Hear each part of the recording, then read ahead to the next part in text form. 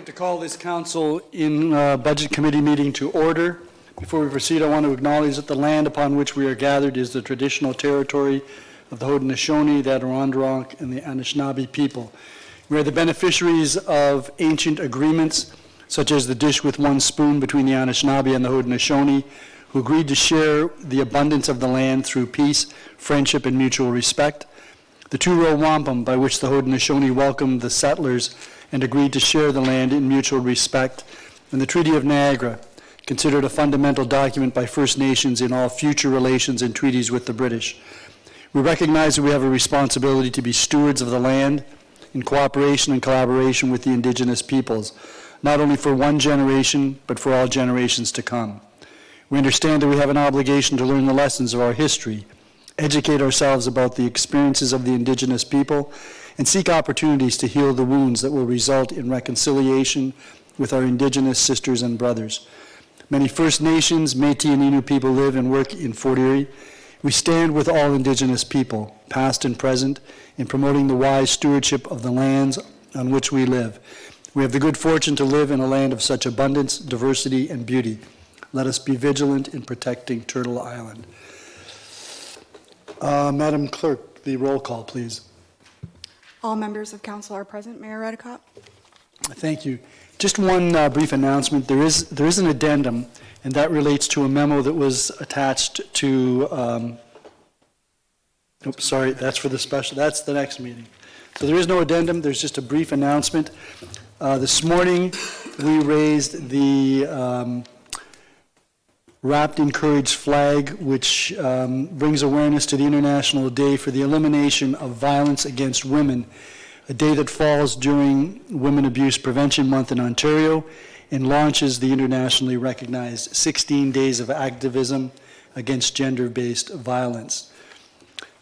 By raising the flag, Fort Erie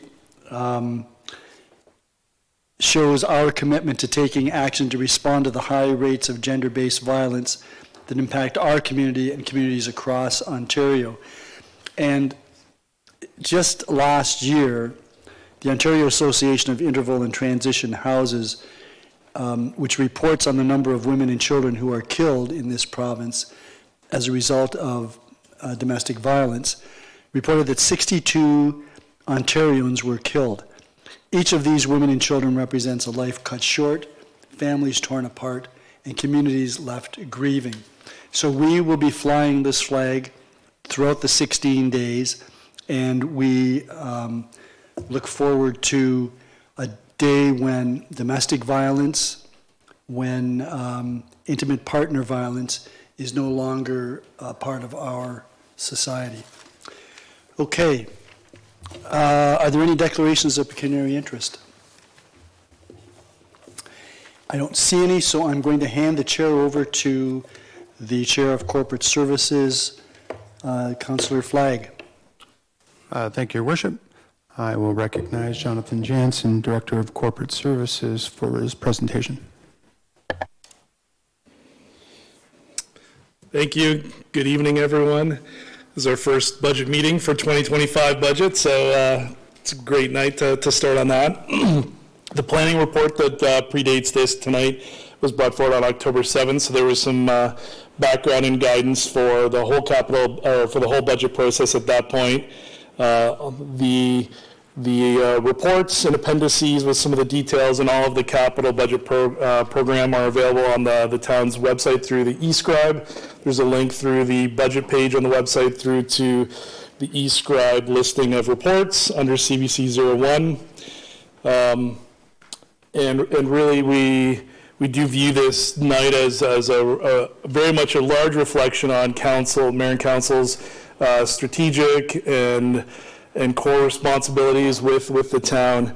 I know we would be aware of the extent of the assets the town would have the privilege of owning and be responsible for, but just a bit of an overview for anyone following along as well. From the moment we wake up, from running water with a shower or flushing a toilet to driving on our streets and bridges that we maintain, we have They're guided by streetlights and supported by crossing guards.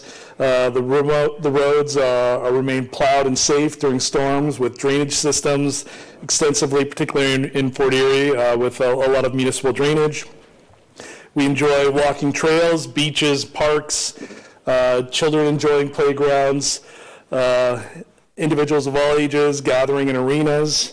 We have the privilege of public spaces like our banquet halls and this town hall where we get to shape and decide on matters for the town.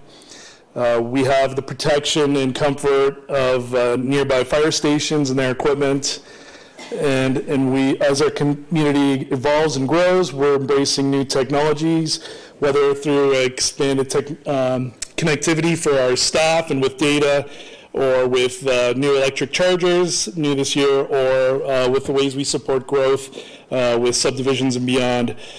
All of this to support a prosperous and thriving municipality. In an aim to keep it safe and all of our assets reliable for growth for our businesses, for residents, and for visitors. So just a bit of a overall context of the extent to which the town provides and uses assets to support daily life here in Fort Erie. If you want to just put the presentation on. And also very expensive, of course. All right. So for tonight there, we do have the link for the report CBC 01 with the full listing of all of these capital assets being submitted for approval tonight, as well as any of the operating impacts for that. And for the, there we go.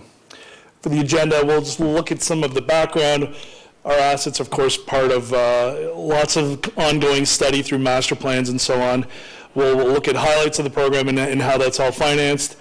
Risks and opportunities always. Some of them are similar from year to year. Some of them are new and emerging, as well as next steps. We'll then pause for presentation questions for this, and then we'll move to work through each of the projects and the capital worksheets that are part of the memo and package to council and available on the website.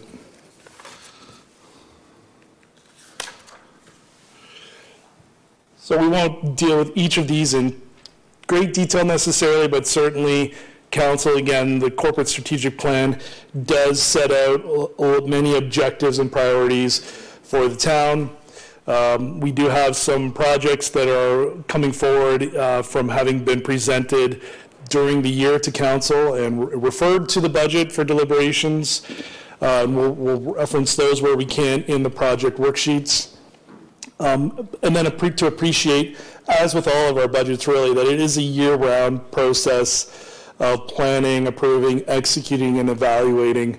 Most recently, we would have approved a capital variance report at the beginning of November related to some of the evaluating and closing and so on. So the town, we have assets worth $443 million in terms of our last audited statements, which would be approximately $2 billion in estimated replacement.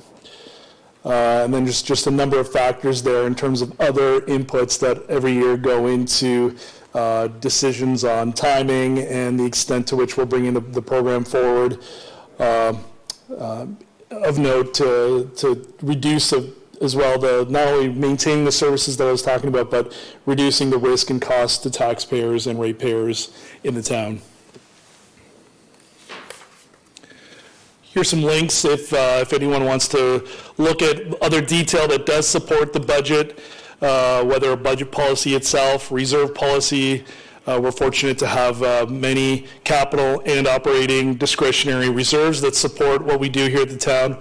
The asset management policy, which would have come forward when we brought forward the asset management update initially in 2019, but we'll speak as well to the efforts and the updates from the asset management plan this last year as well, and just a number of areas there. Again, that link is for the November capital closeout report. We do aim to bring that forward to council every year, timed a bit in advance of the capital budget, so we're closing and returning as many funds to respective reserves as possible. This year there was a the largest closeout we've had, and we returned $6.2 million to reserves. We also bring in updates in conjunction with our second quarter variance report. And then, as you may know, we're bringing forward amendments throughout the year at times. The budget policy does allow town staff to bring amounts or to approve amounts internally through the CAO's office below the threshold, but anything else where there's a variance that's greater than that, we are bringing those forward to council. So for 2024, year to date, we've made $1.7 million in increases to the 2024 capital budget. So that asset management plan was brought forward in July of this last year through IS-05. And again, this is through the provincial requirements of OREG 588. Large focus on outlining our current state and our levels of service. LOS, if you ever see that, then we're referring to levels of service with desired targets. There's a lot of outstanding work yet to look and refine our plan every year of what service levels we should be targeting, and collaborating, of course, with council to plan for that. The developing of the sustainable financial plans and budgets will be coming forward as well in the new year. We will be looking for amounts related to that to refine that and have a strategy over the next number of years with both the taxes and water to ensure that long-term our program is sustainable. Funding applications we'll talk a little bit more later. And then just there's a little bit of an update in terms of where we are at this year with our current reserve transfers. We're just over $15 million currently approved for annual transfers to our capital. That's a great base number to have annually to rely on for our program. As noted in the budget planning report, we're proposing we match last year's increase of $884,000, both for the tax and rate budgets, to improve that. That is, in the absence of some of the additional financial strategy and plans that we referred to above. For now, that's keeping our foot on the gas pedal, but we know we need to do much more based on some of the numbers we've seen in that report.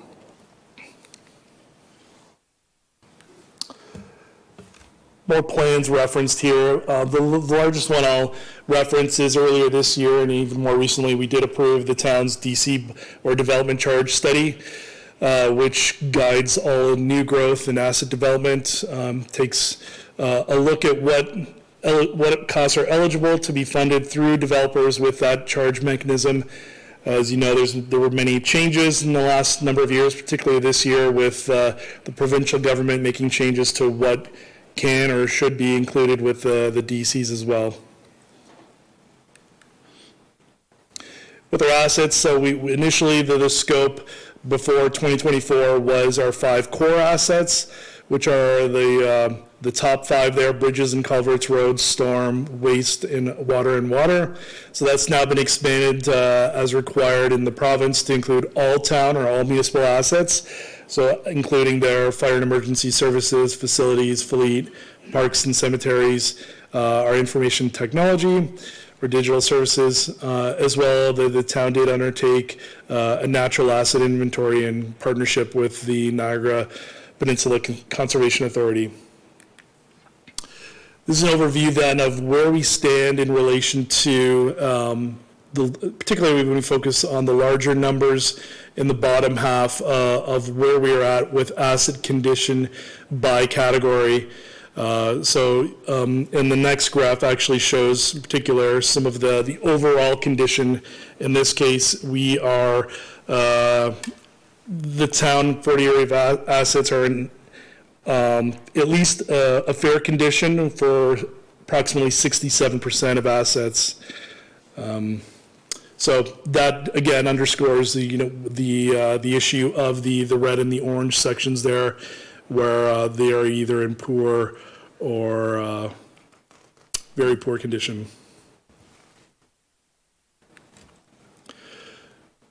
In in the ISO 5 report, it did summarize some of the average annual spending gap. If you look in the bottom of the second and third, or the two columns to the right there, showing an average annual spend gap of, at this point, $12 to $29 million, which of course is very large numbers. It's not uncommon. We know from some comparisons and benchmarks that we are further ahead. Our tax levy, for example, gives approximately 30% annually to the capital program, which is, I think when we last checked, the top amount per levy spend in Niagara. So all of that to say, council has done a lot of work to minimize that gap, but certainly even with the last few years, that's grown and is still an issue, particularly as we identify more condition of our assets and what our needs are. So just some other components of the asset management and all of our life cycle management strategies there, certainly to plan our activities based on industry best practices, and to pursue and provide a sustainable level of services to our residents, and outlining the strategies for life cycle management for each class, having a plan for all town assets with the required activities, data confidence, comparisons with the funding.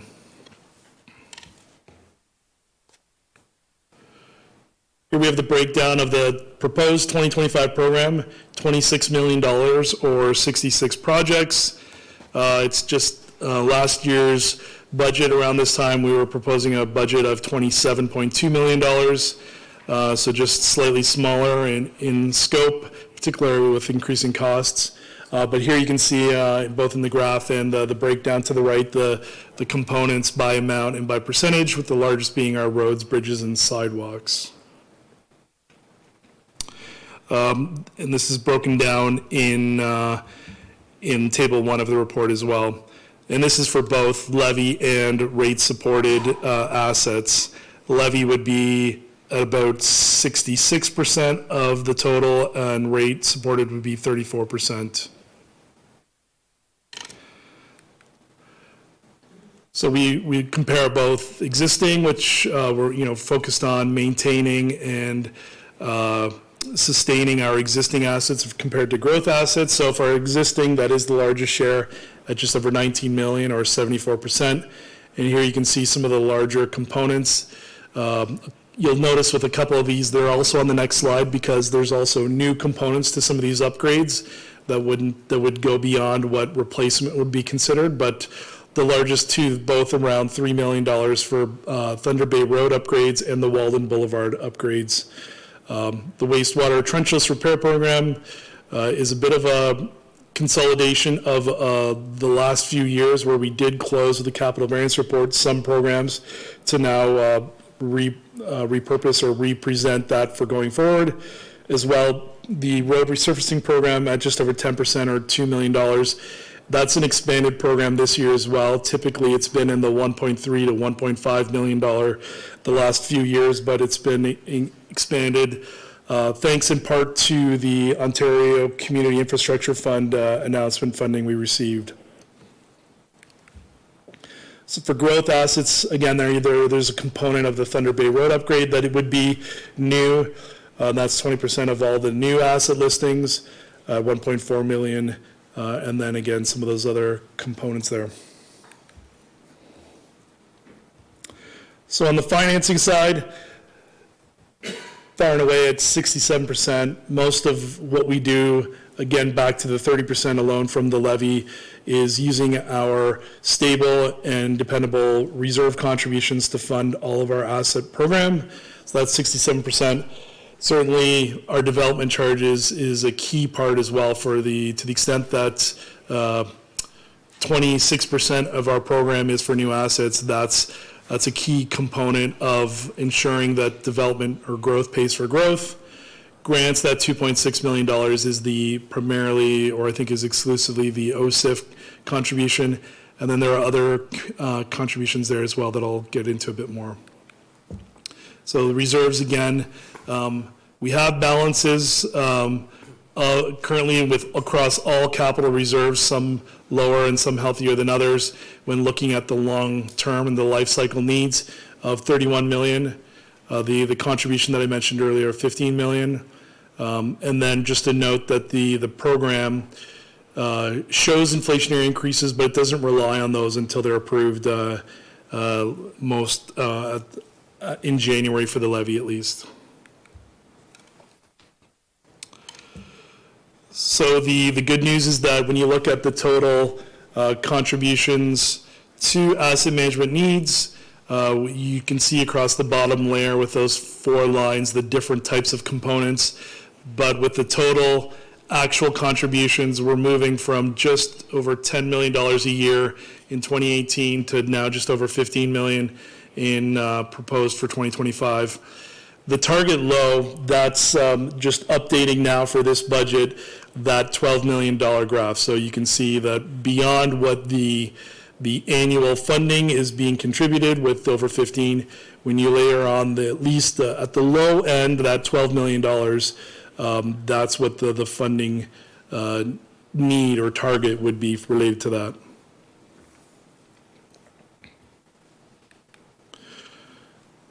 So this is the capital reserve balances, excluding DCs. We'll talk about that in a minute, but you can see some of the different amounts there. Parkland at the bottom, followed by wastewater and water, some of the other non-water wastewater core contributions, and then the non-core beyond that. This is one similar to last year where the conversation here is we have a large growth prospect and horizon with the town's growth, as we showed in the development charge approved back in March. With that, based on existing development rates and with what we are projecting for collections, and based on the timing that we're including some projects where we know there may be need, we are showing a large deficit with our DCs, which would then need to be funded by debt. However, there's lots of variation in what would go into some of those scenarios. The timing is largely unknown. The projects where applicable, as we've talked about with some recent projects, would also consider front-end financing by the developer to assist with the timing. But certainly in terms of growth, we're continuing to show challenges in the long term, particularly with some of the large projects that come along beginning in 2030 to support large development. So on the topic of debt, we actually don't have any expiring this year. The last time we had debt expiring was in 2023 with the Central Fire Station. Of course, that was replaced in 2024 with debt issuance for Fire Station number 4. So right, there was so that wasn't Central Fire Station number 4. It was replaced, so my apologies. The one that was expiring was Central Fire Station. The one that was just issued this last year was number 4. And we do have some debt noted in the program for the forecast periods.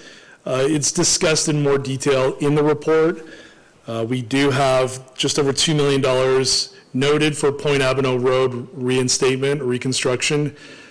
However, that program is being reviewed and designed, and the extent to which that $2 million, given that we also have MDRA or Municipal Disaster Relief Assistance funding, would impact that. Another one that I've just noted as a placeholder here, and there's comments as well in the report, is the 6 Mile Creek project. The scope again and the funding of that project is very much undetermined, and so we've noted that at this point, in the absence of other funding for that, we would potentially need debt, but that's certainly a conversation for the future. And then just to note our year-end balances and principal payments that are affecting our operating budgets, both again for levy and water. So there are 2 in our forecast that are proposed as well. And sorry, the distinction here is that previously, the previous slide was for projects that had previously been approved by council. So proposed new debt in this current 2025 capital budget is for Fire Station 3, forecasted in 2029 for $3.6 million, as well as Hershey Cemetery Phase 1 in 2032 for $1.2 million. And we do have our asset repayment limit. That's a provincial measure, a financial indicator that we follow. I'll take a look at that with the next slide a bit, actually. As we look at our total debt year-end balances for the forecast period, we do have good debt capacity. Our ARL, we'll go back. The ARL from the previous slide shows the town at 1.6 for 23, the audited period. For the current year, 1.7, and then 2.3 for 2025. So that does position us well for being able to use debt where needed. That measure, the province limits a municipality to 25%, so well below that, and very good in terms of positioning ratios with reserves as well. So those previously approved and the forecast or proposed debt for tonight is reflected in these balances for debt over that 10-year period. So then the other sources of financing, in this year's budget, the federal gas tax, or what's now called the Canada Community Building Fund, has $200,000. We do have a 5-year period over which to use those funds. So based on needs in the multi-year period, we're just using slightly less than normal this year, or much less than normal, but we will return to using all funds over the forecast period. And that's $200,000 for the road resurfacing program. Development charges, again, at 20%, that's $5.2 million, and that's 13 projects, including the largest being Thunder Bay Road. And then grants of the $2.6 million previously mentioned, and that supports the 4 projects of the road resurfacing, Thunder Bay Road, Walden, and Lakeshore. The 10-year forecast period, this is the program, so this year's, beyond this year's, you see 2026 through 2035. It's an average of about $34 million a year. We do see some fluctuations due to timing of priorities and coordination of projects. The program is expected to grow further out as needs become more focused and known, but this is what's been included as sustainable for this budget. So there's a low of $23.2 million in 2028 and a high of $58 million in 2033.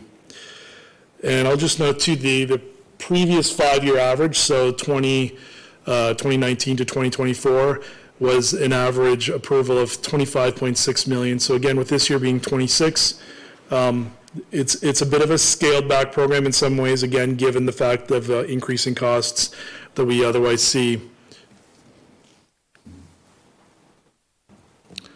So for approvals, we do split the program into a preliminary approval, which would be brought forward by bylaw on to the December 16th council meeting. That's for just under $13 million there. And then another 13, the other half, would follow the general levy in January at a council meeting in February.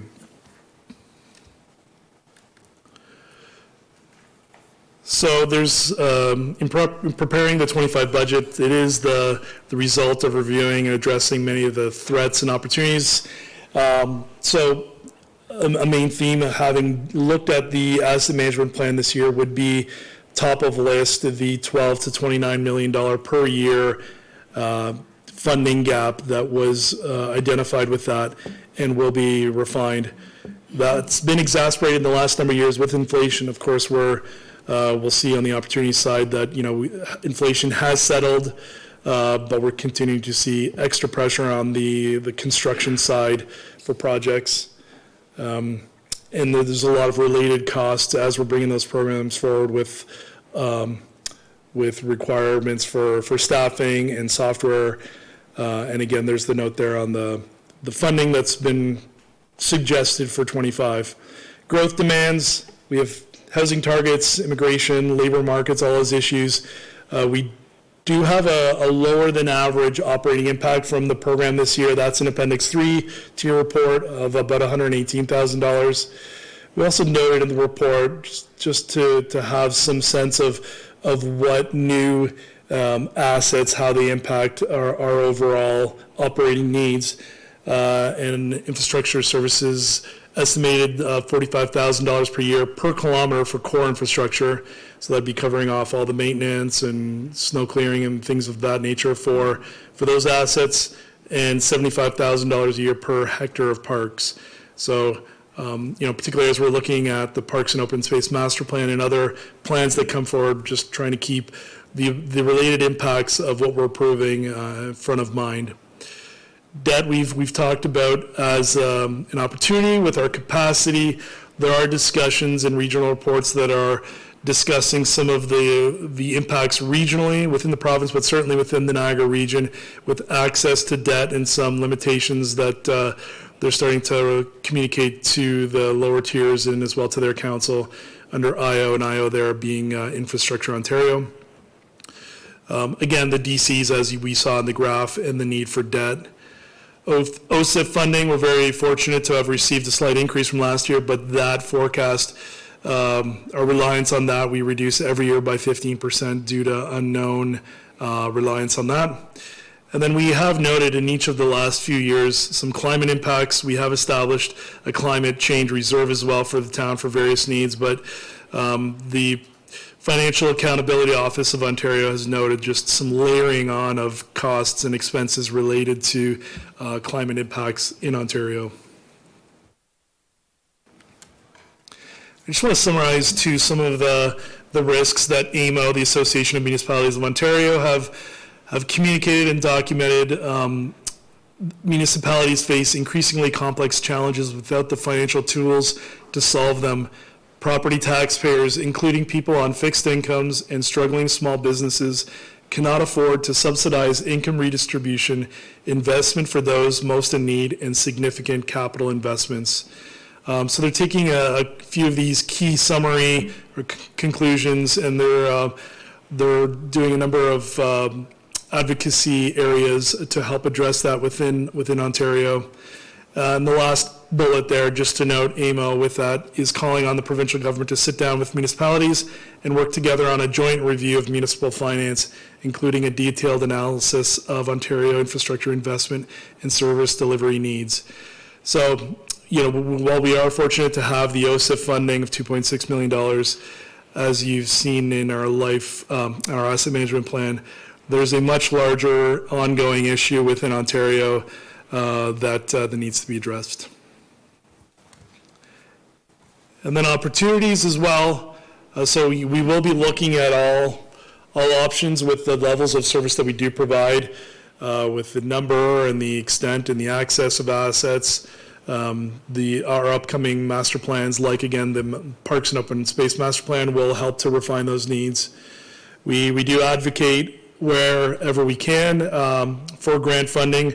We do have recent applications out to provincial and federal governments for housing enabling streams for core infrastructure and for water infrastructure assets through the regional CSO or combined sewer overflow program, and anything else we can get our hands on. So we do track successful and unsuccessful applications and opportunities to try and maximize that opportunity. Debt ratios again, and operating impacts that we've discussed but are summarized here. Modernization, we're doing a lot of work as staff and departments right now to bring along new corporate systems that have been identified in our corporate software review and other recent analysis. So there are opportunities to modernize and to do things more efficiently. Our infrastructure services group uses a decision support tool to help make our program more efficient as well. And then communications, an opportunity certainly is to do more through, now that we have an updated website, to expand resources and to do more to engage, whether through Let's Talk 40 Erie or through the website to engage the community and be as clear as possible. So again, just summarizing the key messages for tonight, it's a $26 million capital program with a total 11-year horizon it isn't approved tonight, but it is indicative of our needs in the next 10 years of $373 million. That's funded primarily through our capital reserves. This year, an increasing reliance on our development charges. The capital funding is proposed to match last year's, but that is largely inadequate for our long-term needs. And then the related operating impacts that by approving the capital program, we also then therefore approve. And these are just some of the next steps in the calendar with the timetable that council approved in October for the bylaws. We next have a meeting on December 4th for our water and wastewater budget, as well as our user fees, and then the levy together with the library on January 29th. So at this point, I'll turn it back to Councillor Flagg for any questions on the presentation itself, and then following that, I will project the capital worksheets for each program for us to go through individually for any questions and answers on those projects. Thank you, Director Jansen. And I know that you stand before us giving this presentation, but it's a culmination of the outstanding work by the team that you've assembled, and that we're exceptionally lucky in the town of Fort Erie to have the team that you have. So I hope that you will pass our appreciation on to them as well. Most definitely. I do generally share at the end that same appreciation, so thanks for noting that, yeah. So at this point, we'll open up any questions as it relates to the presentation currently. Councillor Noyes. Thank you.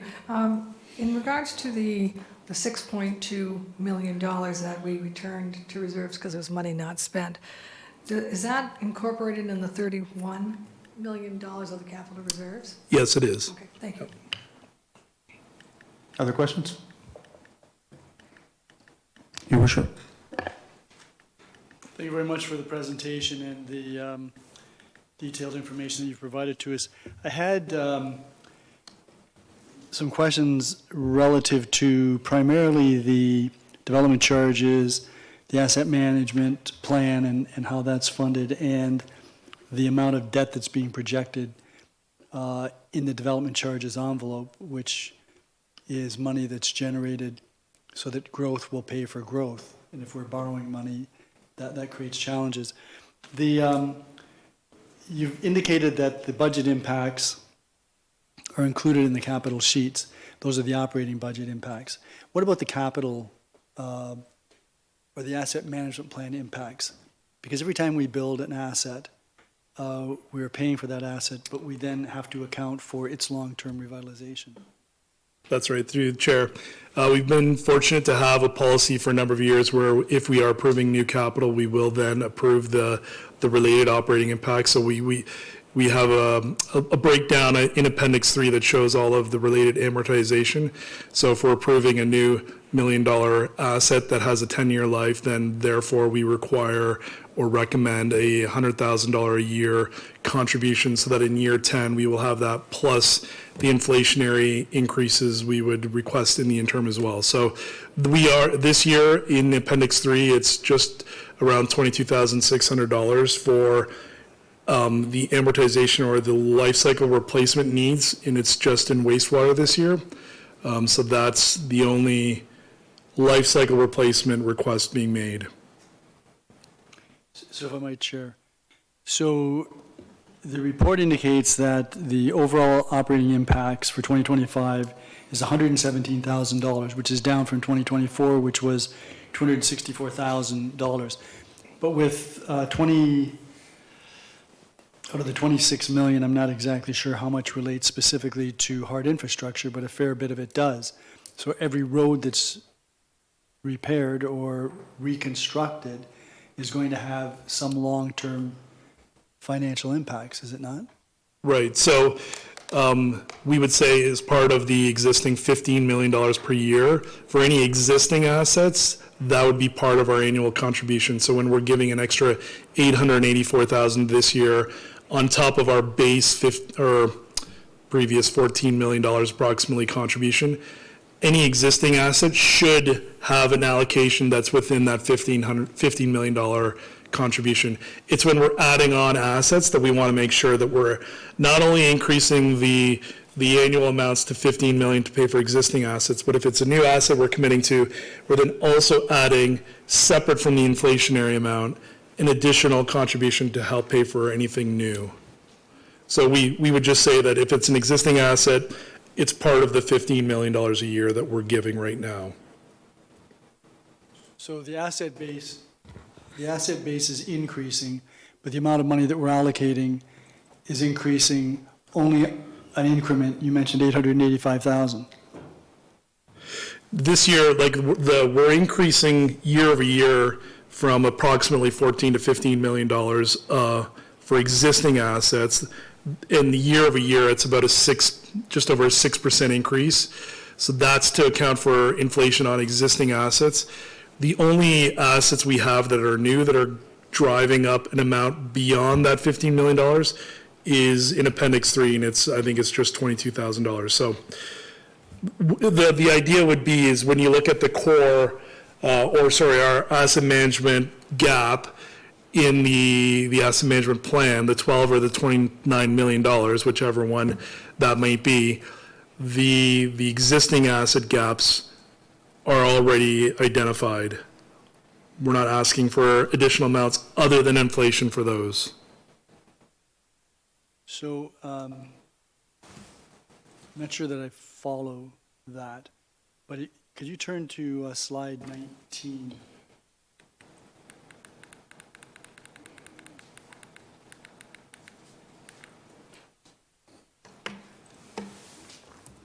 So that shows that we're trying to maintain capital reserve balances, and by and large, over a 10-year period, we're either increasing them or pretty much maintaining their balances, with the exception of the development charges, which drops off significantly, and every movement below zero, I presume, means we have to borrow money in order to pay for that.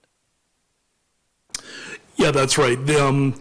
It is a bit of a worst-case scenario with the timing of projects and some conservatism we would have used with our collection of DCs, I would suggest. But you're right, we cannot afford using DCs to pay for the growth plan once we get to 2030. And yet, when we get to 2030, slide 22 shows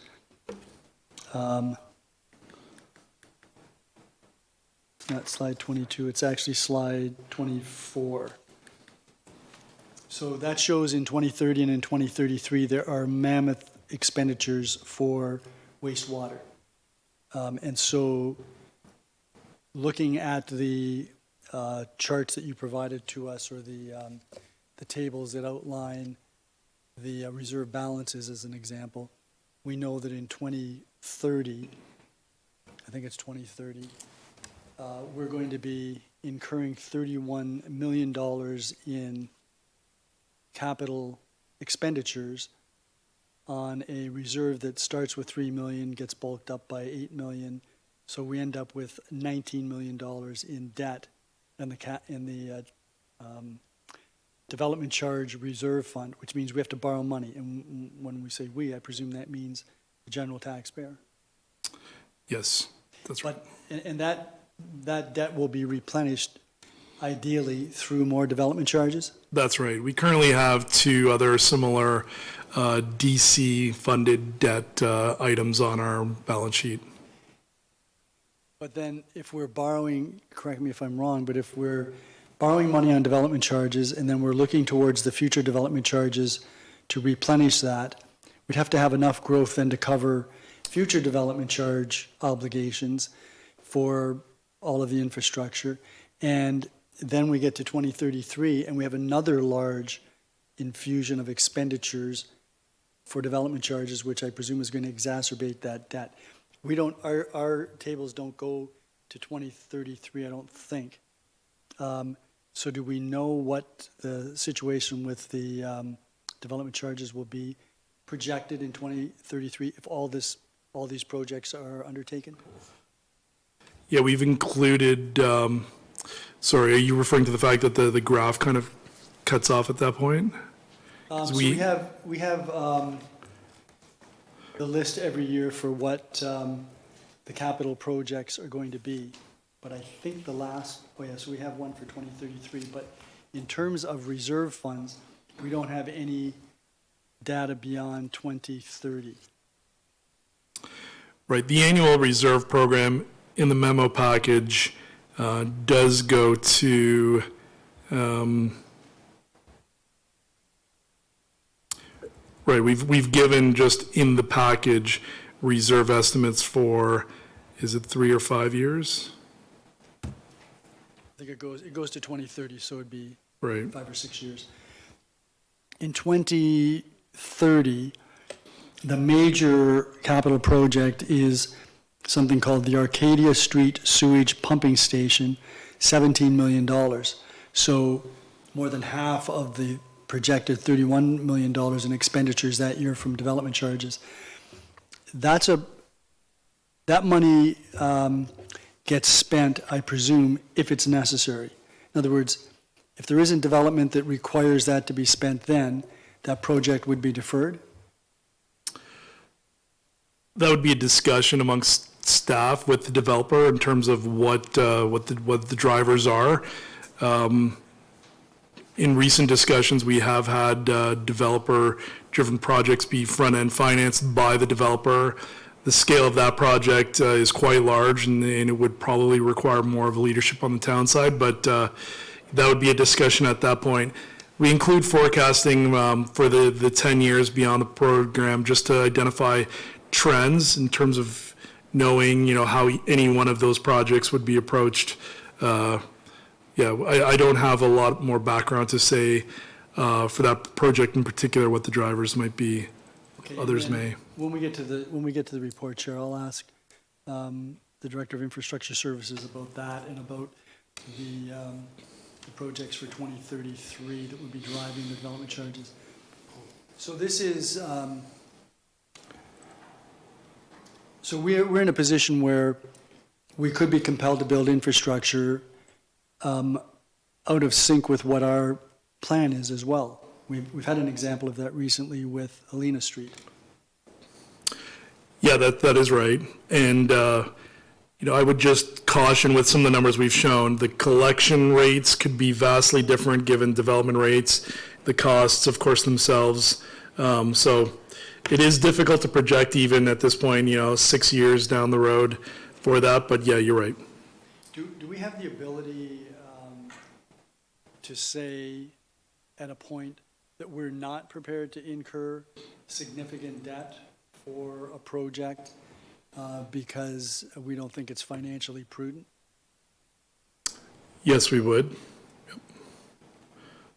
So Chair, I'm going to leave it there, but I would be interested in knowing what the 2033 capital projects are, and maybe that's information that could be circulated before this comes to bylaw stage.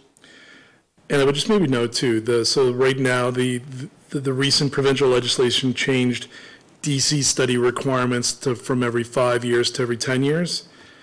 The expectation is that, depending on the growth rate within a municipality, we may wish to undertake that study sooner than the 10 years. So if we're identifying more of these pressures and issues as we near some of these years, we may wish to undertake an earlier development charge study.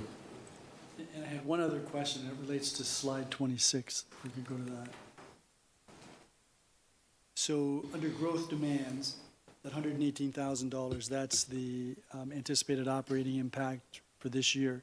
And of that 118, 45,000 approximately per kilometer for core infrastructure. That's unrelated to that amount. So the 118,000 is the total at the bottom of Appendix 3. So that just relates to new operating budget impacts for new assets. The other amounts there are just on the topic of growth demands. What those, so, in this case, clearly we're not, it's given on a per kilometer and a per hectare basis to appreciate some of the size of the impacts for, a full kilometer of core infrastructure. So we certainly don't have that scale with being within the $118,000, but that is just given for appreciation of the impacts of that extent of growth. So I guess it maybe is just serendipitous that 75 and 45 add up to 120, which is about Oh. 18. Yep. So what are we to take away from that? Because $45,000 per kilometer sounds like we're talking about roads or water or sewer, any linear infrastructure. The parks, I get that. So we're actually incurring financial impacts that are greater relative to parks than for linear infrastructure? Yeah, very different sizing, right, per kilometer. And Director Walsh can speak a bit more to the assumptions in that 1 kilometer, for example, of core infrastructure. But yeah, 1 kilometer, very different in terms of needs and issues than 1 hectare of park. Right, so that just may be a poor comparison, these figures. Fair So enough. I'd be interested in knowing something that might be more helpful if there is an Right. example. We do have breakdown for each of those a little bit further for each of the core components, but that's a high-level capture and summarize the extent of impacts. Thank you very much, Mr. Jansen. Thank you, Chair. Okay, anyone else? Mr. Jansen, I'll let you continue then. All right. And you know what? I'm just going to get Mr. Patton here to, because you're controlling the slides. So I'm going to go to our website.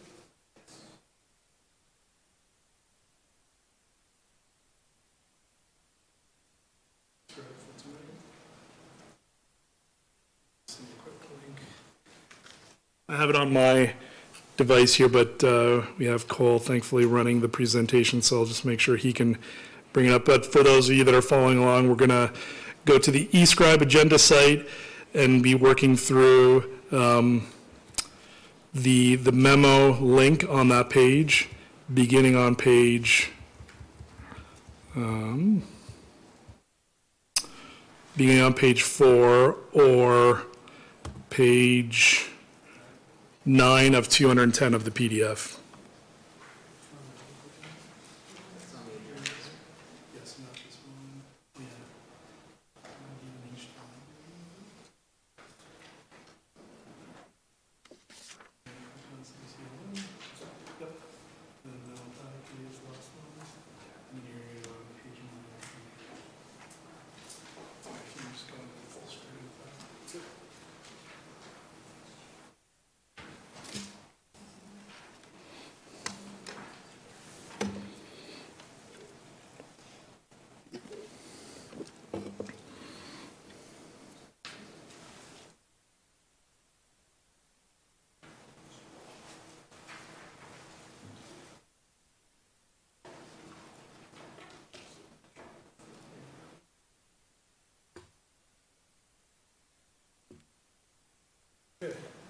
Councillor Flagg, if you want to just walk through these one by one.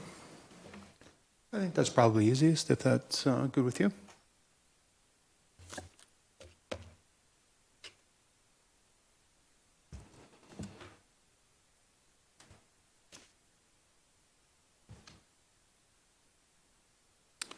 So if you want to ask if there's any questions on any one of these projects, beginning with council chambers audio video, and then I'll cursor through these as we have discussion on them. So this would be item number 1. Good, you'll move them through? Yep. All right, excellent.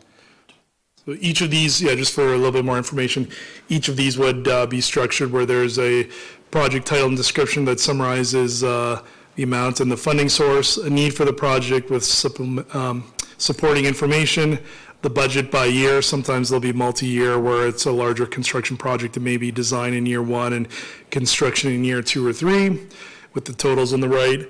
And then there'll be some attributes for those interested, including information by ward if applicable, strategic plans where appropriate or if applicable, installation date estimates, completion date estimates, and related master plans if applicable with a photo. So that'd be the first item there. We'll just look for questions as we page through. No? Okay. Go.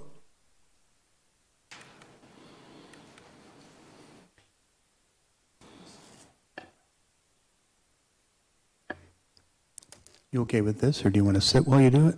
It's up to you. Yeah, I'm good. I mean, it's only 210 pages, right? So. All right. Page 8 then? Yeah, and if you maybe want to just, for those following along or whatever as well, just read out maybe the project, just the name at the top of each one, and then if there's no questions, we'll move on. We can do that. Yeah. So EDR M25, Electronic Data Records Management, Councillor Dubanow. Yeah, thank you very much, Mr. Chair, and maybe through you to the CAO, maybe I could just get some clarification. Does this involve, are we going to be digitizing tax records or something like that? I'm just looking at the cost. I'm just wondering what specifically is involved. Through the chair to Councillor Dubanow, I may have the clerk highlight some of the project highlights on this, but I think one of the intents was to set up the Microsoft 365 platform, like a SharePoint site, which we do require some design work on getting that set up for electronic records filing. So it's sort of building the foundation first. I don't know to what extent that includes any digitization of files. I know we've got certainly a large amount of digital files that we would be looking to transfer into the new system, but I'll maybe ask Ms. Carter if she's got some additional information about what that capital item includes. My pleasure.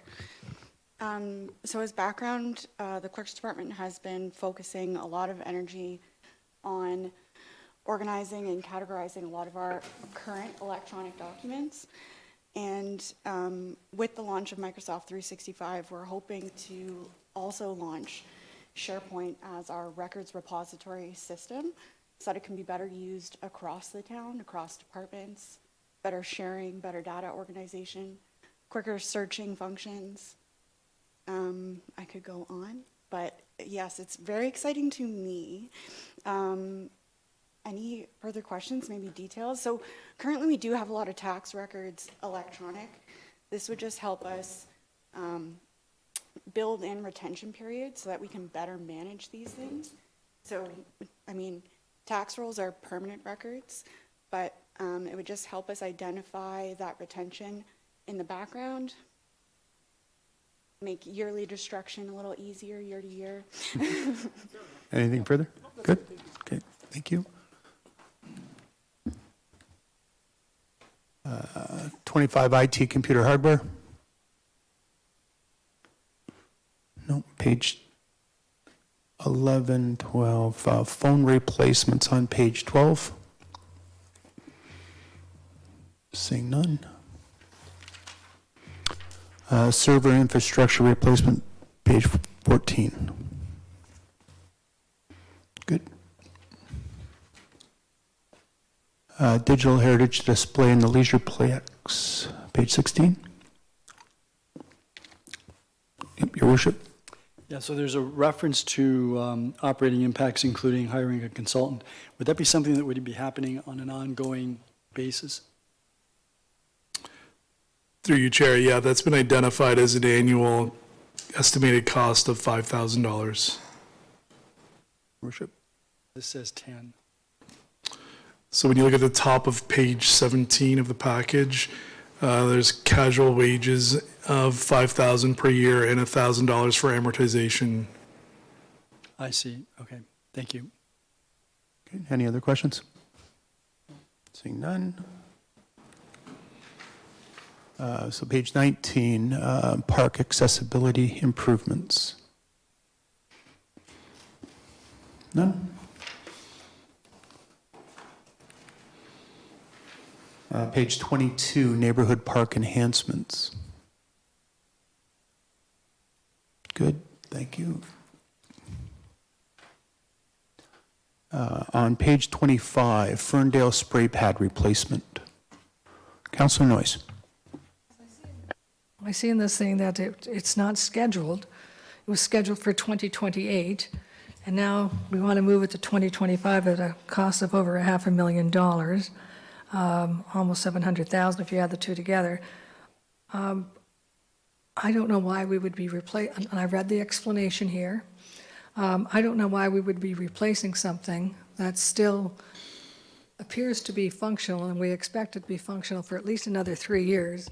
I don't know why we would consider that in the 2024-25 budget when it's scheduled for 2028. I can say that in Black Creek, Douglastown, we don't have any splash pad. So before I'm going to start replacing splash pads that don't need to be replaced, I would want to make sure that the areas that require a splash pad get it. Now, I've read the rationale. I don't buy it because the splash pad's over here, the playground's over here, they're not connected. You're going to use the same infrastructure for the water that's currently there, so we're not moving the splash pad. We're keeping it where it is. And we absolutely do need Ferndale Park playground equipment done, and that's already scheduled. That should have been done this past year, and so it's not in our budget this year because the money was put in last year. It absolutely needs it. It's an absolutely wonderful park. It's probably one of the best used parks next to Sugar Bowl in Fort Erie, so I'm not negating how popular the park is. It has all the soccer groups and et cetera, lots of games and things there. But to say that we are going to replace something that doesn't need to be replaced for 3 or 4 years because of convenience and cost savings, well, the person who's going to build the playground is not the same company does not have the specialty to do the water park. I have no doubt that people see the beautiful Sugar Bowl Park and think, wow, why can't we have this here? And want things like, comparing to what's currently in Ferndale Park to what they're hoping to get for $619,000, I'd like it too. But I would think that we should be looking at areas of town, particularly Black Creek, that has none of this. So before I'm going to approve $700,000 for this, I would want to make sure that Black Creek and Douglastown is taken care of and they get a splash pad. And I don't know what the cost would be, but I'm not going to support replacing a splash pad that doesn't need to be replaced in 3 years. Thank you.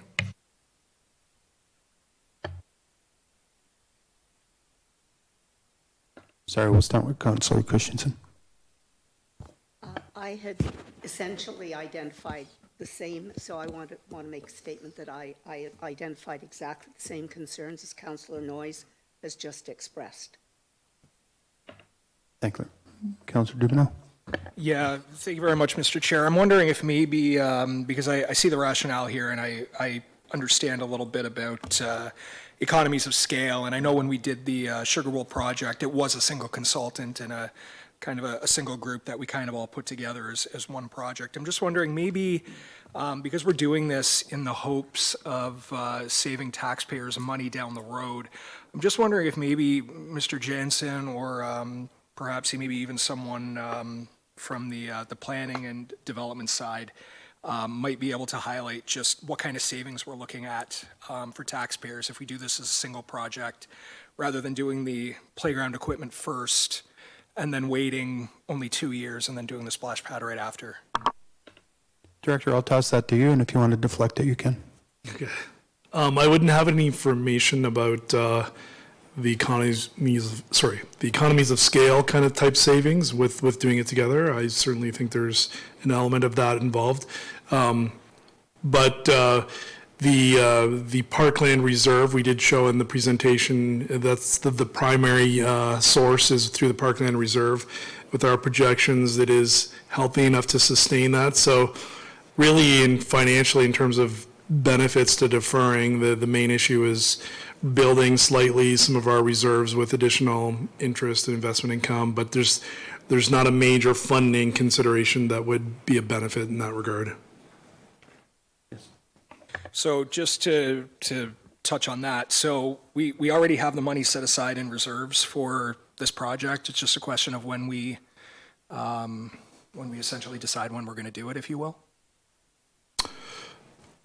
I mean, we need to look at the merits of each project on its own, but yeah, we would have, with our current projections and the current replacement of assets with Parkland reserves, the reserve is maintaining a positive balance throughout the projection period. Of course, it's up to council to determine, whether through the master plans and otherwise, if there's other projects that should be prioritized over this, but certainly with the current project forecast, it can be accommodated. And if I may. Absolutely. Yeah, and if I just may make a comment, I'm going to support this because, I mean, we're talking about a 3-year difference here, and I appreciate where Councillor Noyes is coming from. Black Creek may not have a splash pad. To be fair, up until we had the little fountain put in Douglas Park, Ward 2 does not have a splash pad at all. And many of the residents who live in Ward 2 utilize the splash pad in Ferndale Park, and they also utilize the one in Sugar Bowl, which are in Ward 3 and in 1.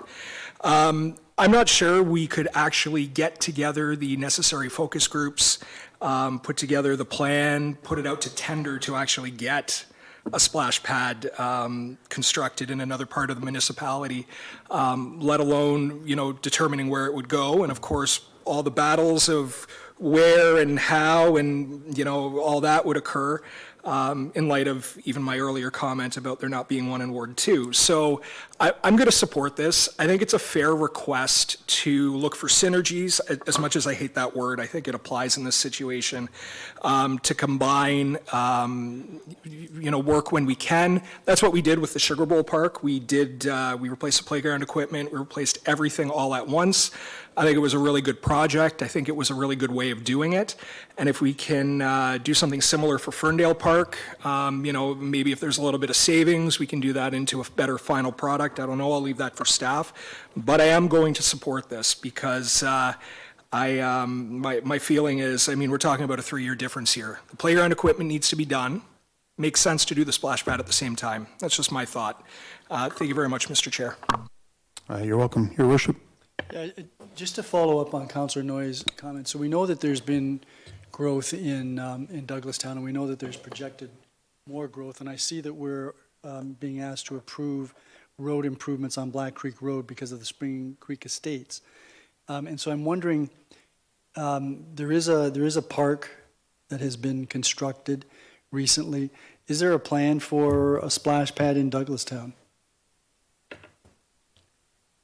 Who's going to field that?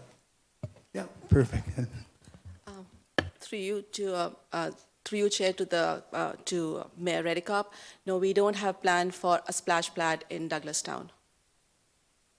So then I'm going to support this, but I'm going to suggest that staff contemplate the inclusion of a splash pad in the large park, one of the large parks in Douglastown for the 2026 budget, simply because that is, I think, a realistic request, having regard to the growth that is taking place. But I do agree with Councillor Dubanow. This is ready to proceed, and we're not going to get a splash pad in Douglastown this year, but certainly if we advise staff that we're interested in that for next year, that will come forward. Councillor Noyes. Thank you, and I appreciate Council's consideration on this, but we do have the room. We do have the big park in AC Douglas Park. We do have the room for it.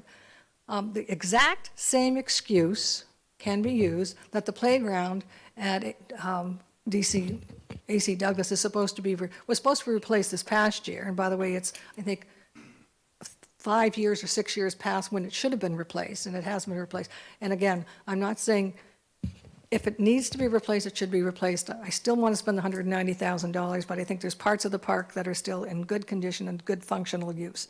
But having said that, the same excuse or the same reasoning in regards to if we're going to do the park, the playground, we should be looking at the water park at the same time or the splash pad at the same time. So I think it should be in the 2025 budget because we're doing the playground. And it's way overdue to be done. I think it was done in 2004, if I'm not mistaken. It's the second oldest playground in Fort Erie, Ferndale being the oldest, AC Douglas being the second oldest. And to say that we are going to need all this time to figure out where it goes, we know where it's going to go. to say that we're going to need an extra year just to figure out where the water's going to come from, like, I don't get it. Like, I'm reluctant to support anything that has a 3-year lifespan still on it. And that's what this has. It has, like, I don't know where this came from.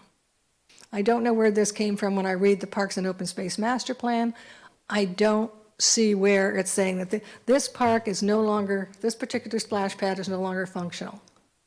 Whether we replace it this year, next year, or 3 years down the road, you're going to take the money here to spend there.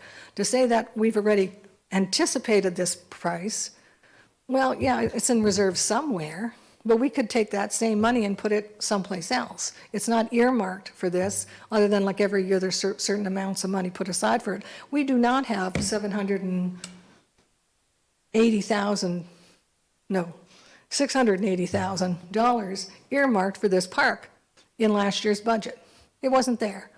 This is the first time it's come up for this splash pad. We didn't even see it last year. It wasn't even on the horizon. So again, Black Creek needs one, saying that, okay, if we have Black Creek, then this one's okay. I appreciate the support for having one in Black Creek because it desperately needs it. And the example of, well, we didn't have one in Douglas, we didn't have one in Ward 2, I think was what was common. No, but we had one in Sugar Bowl right on the border of Ward 1 and Ward 2. And you can basically walk from Douglas Park, the new one, to the Sugar Bowl Park. They're both wonderful. I supported both initiatives, but, you know, like, it's right on the border. So yes, you know, Councillor Dubanow is correct that there wasn't one in Ward 2. But there was the nicest one, an absolutely beautiful one, in Ward 1. The other thing too, and I did have a chance to talk to Councillor McDermott, that when these parks are built, in this particular case, the water park was built first, if I'm not mistaken, if I understood it correctly. And it was a separate, even though it was all kind of put in the same package, the playground was built afterwards. Is it the other way around? Okay. And the people who build playgrounds are not the same people who build the splash pads. I'm not saying that contractor ABC Playgrounds doesn't subcontract to another organization that does specialize in splash pads. I'm sure they probably do. But they're also going to be, it's not the same person who's probably going to be building it. They're going to be subcontracting it to another contractor. So anyway, I'm going to... Good, thank you. Anyone else? Yeah, Councillor Dubanow. Thank you very much, Mr. Chair, and I'm going to try to be eloquent when I say this, but I'm a little frustrated that we're arguing over the replacement of an existing splash pad that we have identified that needs replacement over a hypothetical splash pad that doesn't exist and that a location has yet to be determined. And to be fair to Councillor Noyes, I was here on council in 2018, 2019 when we had a discussion about a splash pad at Albert Street Park. And the discussion at that time is that we would put it off because we would determine where the best location in town was. So before we have any discussion at all about new splash pad locations, we have to have public consultation. We have to look at our Parks and Open Space Master Plan because quite honestly, Councillor Noyes, Douglastown might not be the best location. It might actually be Albert Street Park once we actually do the scoping and the studies on where it makes sense. So I don't know why we're having this discussion now. This is an existing asset that we have in the municipality, and we are looking for synergy to find ways for savings by handling it as one project. I know synergy is a terrible word, but I can't think of a better word right now to describe why we're trying to combine the playground and the splash pad. And we're arguing over a hypothetical splash pad that does not exist. I don't know why we're having this discussion other than parochialism, to be perfectly honest. I'm going to support this, and when a discussion comes up for a splash pad in a new location in town, when we're ready to bring that asset into the municipality, then I am sure we will have a fulsome discussion on where the best location is. But this splash pad already exists. It needs to be replaced. We're arguing over 3 years. Let's just replace it and save the money where we can. Thank you very much, Mr. Chair. All right, others? I think we're prudent to vote on this particular project, so everyone good with that? All right, all those in favor? Opposed? Well, okay, so it's up to me, is it? All right. Yep, okay, yep, that's good, I'm in favor. Okay, we'll move forward. GR 25, bunker gear replacement, we're on page 27 for those following through. Questions? 28. On page 29, HA 25, diesel exhaust extraction. Nothing there, keep going there, 30. 32, firefighter helmet replacement. Okay, continue. Recruitment PPE on page 34.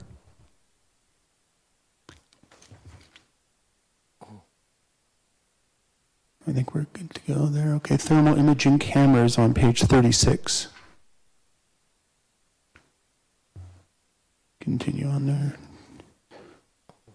Bunker gear washer replacement on 38.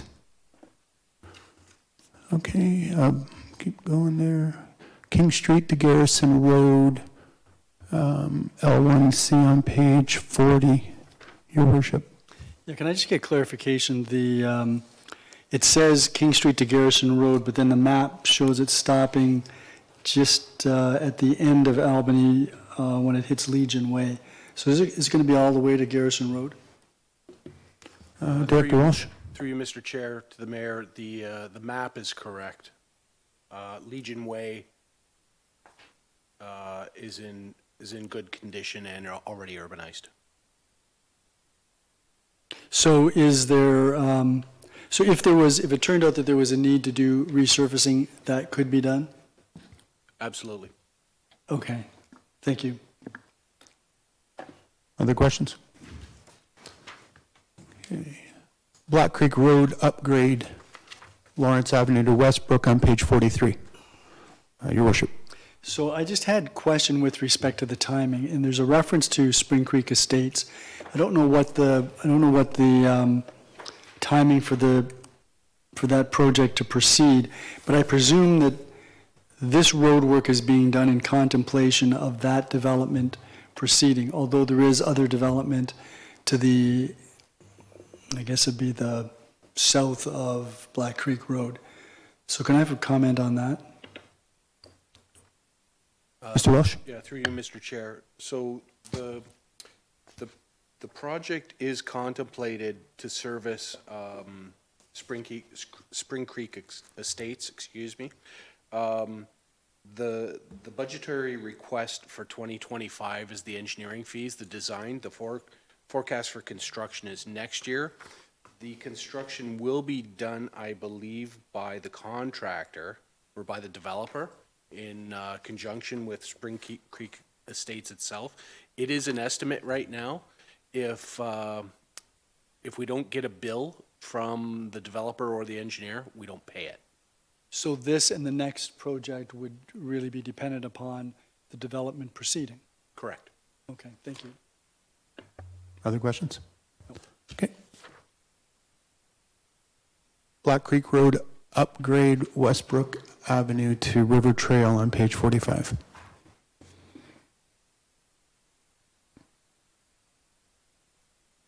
I think, yep. Ferndale Avenue Storm Drainage Works, page 47.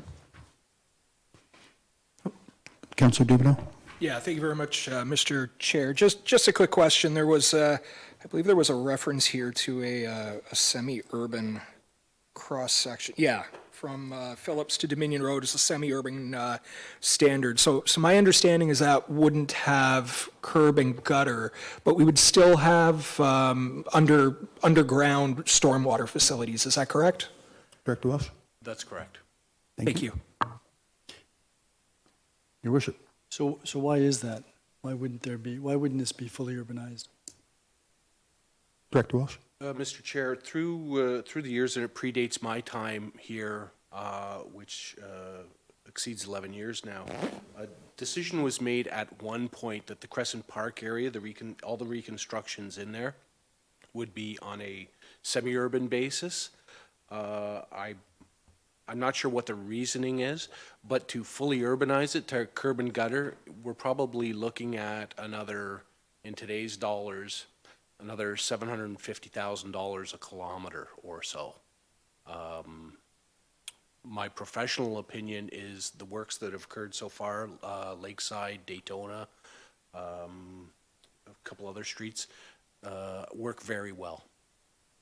Well, I suppose that may be a perception, but the reality is that we're doing full urban cross-section on a number of other road reconstructions throughout the community, and if we stop at a large area that's densely populated and only do semi-urban, that will never be fully urbanized. It will continue. I and Councillor Noyes were on council in the when we were younger, much younger, and Daytona Drive was done, and the residents actually didn't want curbs and gutters because it was going to interfere with their ability to park along the side of the road.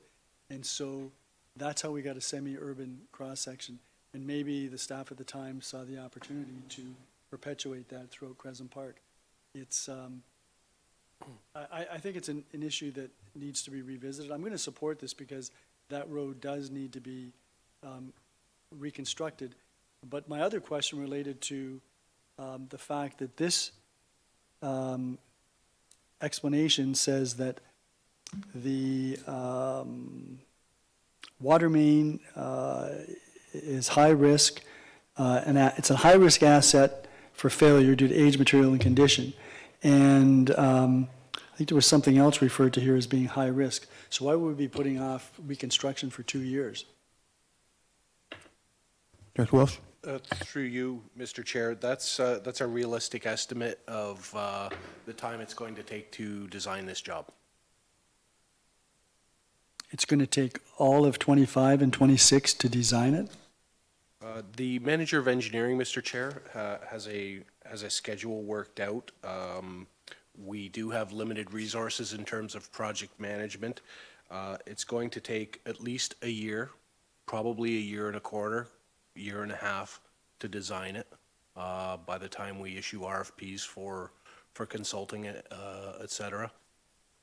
To be on the safe side, due to our limited resources, we've selected 27 to start construction.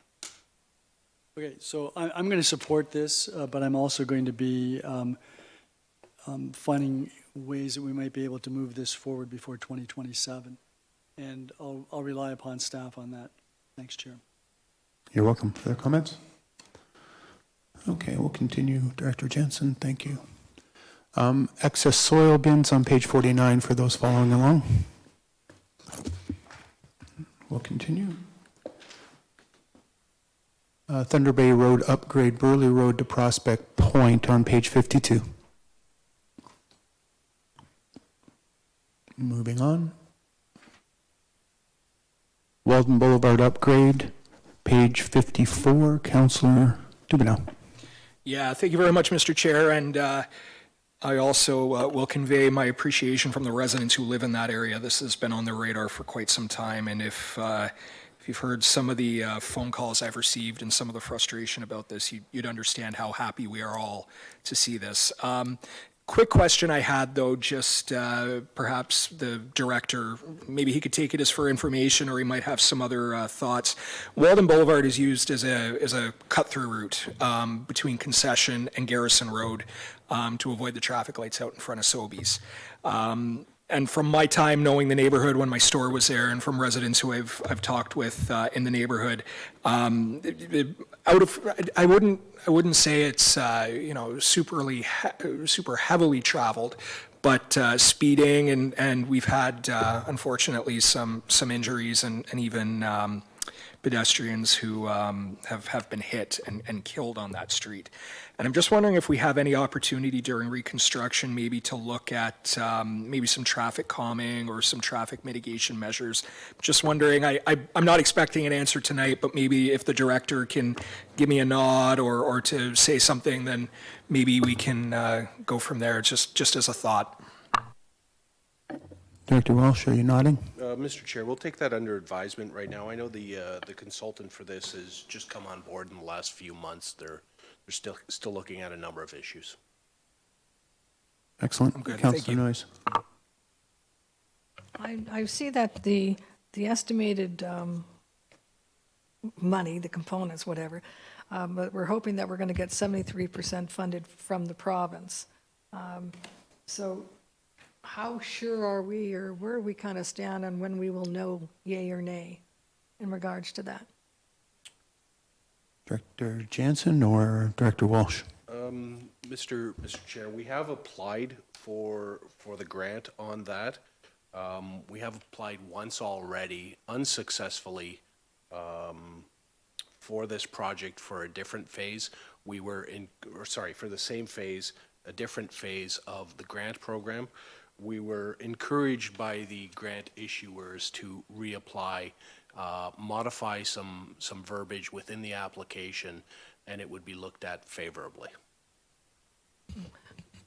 Thank you for that. I agree with Councillor Dubanow that this is something that needs to be done, has been needed to be done for quite some time. How will this, okay, we're hopeful, we're all keeping our fingers crossed. If we approve all this tonight, which I am going to be in support of this, how is that going to change if we do get the funding of 73%? How does that affect? It doesn't really affect tonight at all, right? We've worked into the 30, let's say the 4,000 for just to make it easier. So when we approve this budget tonight, we're in that is the $4 million. Director Jansen. Through you, Chair, no, there would be a substitution of funding. We would likely at that amount bring something forward to council to recognize that, but unless the application, and Mr. Walsh can speak to that, but unless the application identified a scope that's not in here, then we would be a substitution of our existing town funding with any successful application-based funding. Okay, and I see many of the things are in development charges and reserves already, but thank you. I noticed that CAO McQueen had something to add to that. Through the chair, thank you for that opportunity. Just to further some of the explanation, if council recalls, the town submitted a Niagara 9 proposal to the ministry in the hopes of getting some Building Faster Fund money. At that time, and Mr. Walsh has kind of alluded to it, but at that time we were advised that the monies that were going to be awarded to municipalities that were successful with housing starts, Fort Erie is one of them, we've done quite well in terms of housing starts towards provincial target, was to redirect us to these housing enabled funds. There are a number of them that the town has submitted for, so we're hoping that one of several or all of several submissions that we've made to these housing enabling funds will get recognized to account for some of the housing starts that we've been successful. And part of the submission is to characterize how these projects are helping us to build housing, whether it's through the expanded infrastructure, increased capacity, or just core infrastructure that's required for new development. So hopefully that advice was sound. Thank you, Mr. McQueen. Your worship. Yeah, so I see that there's a storm water, sanitary reserve. The design work was done in 2023. Did it, by any chance, include design work for the remnant of Walden that goes down to Garrison Road? Director Walsh. No, that, as I said, the budget was previously approved in 23. The contractor just came on board in the last few months, so I don't know what the extent of design is. There may be a component on the south leg of Walden to accommodate for storm, but otherwise nothing. So when would we find out if we're going to get any of this money from the House Enabling Water Systems Fund grant? What would the likely time frame be? Everyone's looking at you, Mr. CEO. Through the chair to the mayor. The information that we have is that there was they're planning to make an early announcement on one of the funds that we've applied for, which was a significant amount, and the other, I believe, is spring of 2025. We have both items listed on our Roma delegation request because we'd like to be able to pitch them prior to the announcement. I would doubt that early 25 on the one is going to be announced before the third week of January, so I think they're going to be announced subsequent to that. So that's as much as we know, but the second one was indicated it would be around spring of 2025. So that section of Walden Boulevard is actually in pretty rough condition, and it doesn't seem to make any sense to me that we would be reconstructing a section of Walden, but not another part of Walden. And I'm wondering whether, so the design work hasn't actually started. It's been budgeted but hasn't been started. Is that what the situation is? Director Welsh? It's just started. Consultant was hired a few months ago. And so I don't know what the cost would be to expand the design work to include Walden, but that's information I suppose we could obtain. Yes, we could. Because I'm thinking that if we're successful in getting the grant, that would provide funding to assist in completing Walden, because I just think it would be terribly unfortunate if we have brand-new road and then not a portion of Walden, which eventually is going to have to be reconstructed in any event. So can we, I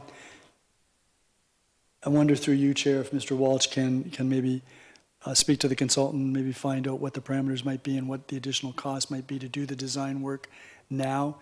If we don't have the money to do the construction, we don't have the money, but if we're successful in the grant, that may provide that opportunity. Director Welsh, could you assist us with that? Yeah, we can take that back and speak to the consultant about the delta for design at this time. Construction cost estimates are to be determined based on the scope of the project, obviously. Right, and whether or not we're successful with the grant. Thanks very much, Chair. Councillor Dubanow. Yeah, thank you very much, Mr. Chair. And the mayor raised a good point with regard to that southern leg. And perhaps Mr. Walsh can confirm something. My understanding is that that southern leg of Walden going back to Garrison, is that a concrete road that has been surfaced with asphalt over the years? Southern one is. Director Welsh. Mr. Chair, that would not surprise me. The east-west portion is a composite road, concrete and asphalt. So it wouldn't surprise me if Walden was the same. I don't have that information in front of me right now. Okay. The reason I ask, if I may, Mr. Chair, is even the mayor did raise a very good point. There are especially up towards the the east-west leg of Walden where it turns into Murdoch. That section there is particularly rough. Pothole patrol is out there regularly filling the holes that form there, which I expect the majority of that would be picked up during the reconstruction of the east-west leg anyway. But I'm wondering, similar to what the mayor had mentioned about Albany, if we get out there and, if we do the design work and we're talking, something we need to look many years ahead to budget, would there be any opportunity maybe to look at this, for a potential, mill and resurface to get a fresh layer on there? I'm just thinking of thoughts, doing the work all at once rather than tendering multiple times. It's just something I'm putting out there. Again, Mr. Walsh. Yeah, certainly everything's on the table, it seems, Mr. Chair. Appreciate that. Anything else? Director Jansen. Guide rail replacement on page 56. Continue on. Lakeshore Road reconstruction on 58. Your worship. Just, so this seems to be, so we've done no work to determine what's underneath the top asphalt layer, is that correct? I mean, we know that there's concrete in this area, but we just don't know how much concrete? Director Walsh? Mr. Chair, that's correct. We don't know how much concrete, the condition it's in, nor if there's any gravel underneath as a good substrate. So is there a possibility that we would simply retain the concrete that's already there? There's a possibility. Okay, well, that's quite interesting, because I'm pretty confident that that's concrete from Bardall all the way over to the old fort. But I'm supportive of this. Anyone else? Carry on, Director Johnson, thank you. 2025 miscellaneous concrete improvements on page 60. Yeah, we've got a couple questions on those. Councillor Dubanow? Yeah, just a quick question. It's more for my own curiosity more than anything else. Are we eliminating the turn islands? Through you, Mr. Chair, no, it's more or less a reconstruction of the islands themselves. Thank you. Your Worship? Yeah, so as I was thinking about this, there's going to be a lot of development in that vicinity over the next few years, and I'm just wondering whether reconstructing the medians there, improving the crosswalks is adequate, whether we shouldn't be looking at at least widening the intersection to accommodate more traffic, because we know there's going to be more traffic. Is that even possible? Director Walsh? Mr. Chair, this project was brought forward. We've had numerous complaints about accessibility here, both from our crossing guards and regular patrons in here. At this time, full reconstruction of the intersection, widening, et cetera, is not contemplated. The traffic signals still have a number of years of life left in them. A set of traffic signals itself is $1 million. When you get into underground, and they'd probably want to put in new poles, et cetera, new heads. I'm not sure the land required for the expansion. So it's right now it's just a minor project. If council wishes to take a step back and defer this, we serve at the will of council. So I think it's important for us to move forward, and I suppose the developments that are going to take place are going to take several years, so it's not as if this is going to be money that's completely wasted. But my other question had to do with some of the emails we've been getting lately about crosswalks with veteran motifs in them. Is there any opportunity, since this leads to one of the major cemeteries in our community, is there a possibility of putting in a veteran motifed crosswalk from one side of Ridgeway Road to the other on the south side of Gorham? Director? I mean, the south side of Far. Yeah, Mr. Chair, I understood the question. My suggestion to council on this is to sort of take a step back and not identify a specific project right now, but identify a number of locations or candidate locations in a more general nature than at this table right now. It's certainly a possibility. It's more or less just paint, but I think there's greater opportunities. Well, when I think of all the cemeteries in town, and I think of all the places where there are cenotaphs, I think this is probably the prime location. So I'm thinking, Chair, that staff should be looking at this. I mean, Greenwood doesn't really have a walking network. McAfee is in a rural area. The cemetery, where's the next cemetery? Probably the Legions is the other. So it would be the Locations. Legion, and that would be down towards the cenotaph there. We have a cenotaph in Stevensville. And that could be a possibility as well. That's a regional road there, though, so we could try to hit the region for that. So I really would ask the staff to take a look at this as a possibility. Okay. Yep. Councillor Lewis. Thank you, and I just want to follow on the heels of that conversation. Certainly, this is an intersection that I know the crossing guards have flagged, and certainly the beautification committee, even in the BIA, has flagged this as an area of improvement. To the mayor's point of a future crosswalk at a later date, potentially for veterans, but is there a way on the south side of this intersection we design the crosswalk in a way that could incorporate that future use? Director Walsh, I guess. Yeah, Mr. Chair, as I noted, it's just paint is what the crosswalks are. It's not a special construction, so we can put them anywhere. Thank you, and I get the paint component part. It's just the areas around the lamp posts, street lights that would be elevated and curbed. I'm just wondering if that can be, and we can take that offline to infrastructure meeting on Wednesday. Thank you. Okay. Anyone else? On page 62, road resurfacing program. No. Road traffic calming measures, page 64. Okay.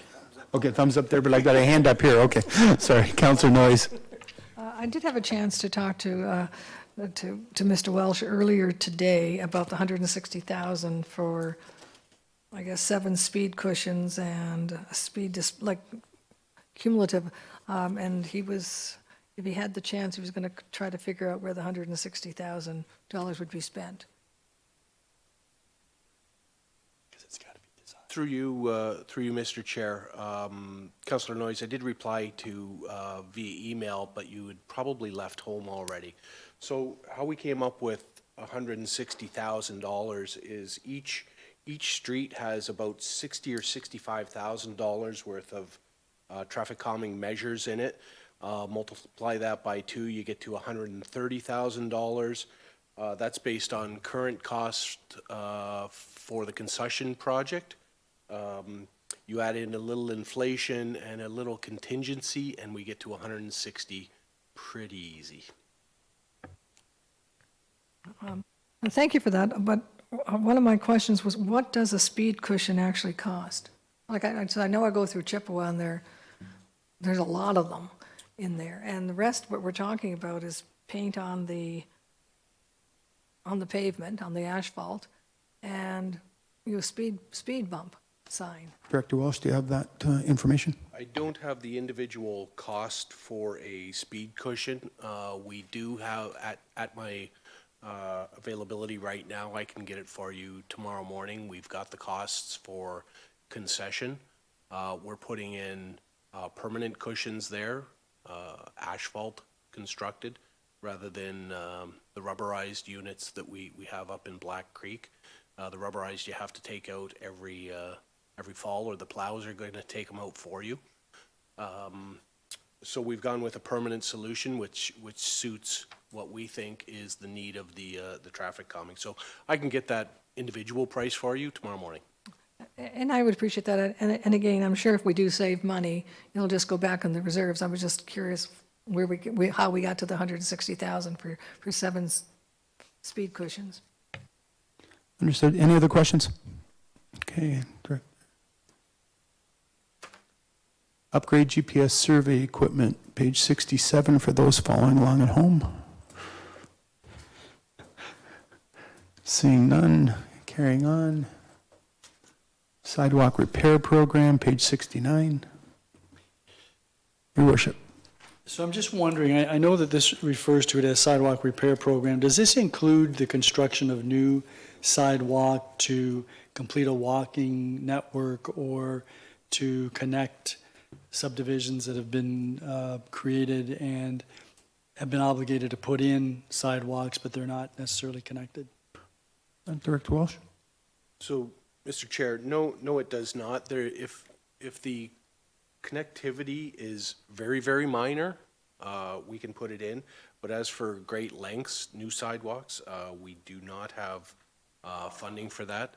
The active transportation master plan has an outstanding to-do on it to come back to council with a funding strategy on how to fund that plan, which is where our walking web would come in into play. Wouldn't the funding strategy be council approving it during a budget process?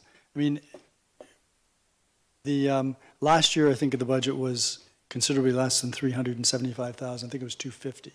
And I don't think we spent all 250. And so two things. Number one, I hope we spend the money that we've got here.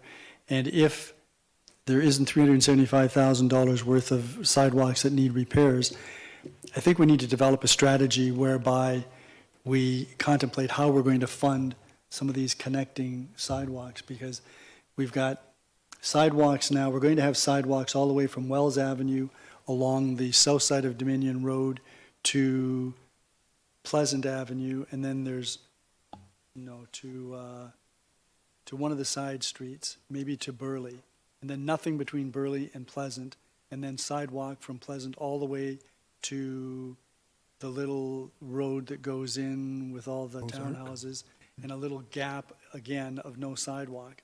So that really, somehow we've got to deal with that, and that, to me, makes more sense, because there's a lot of children now that are living in those neighborhoods. They should be walking on streets. Director? Is there a solution? Mr. Chair, so the project that the mayor speaks of is covered under T-Bay 19.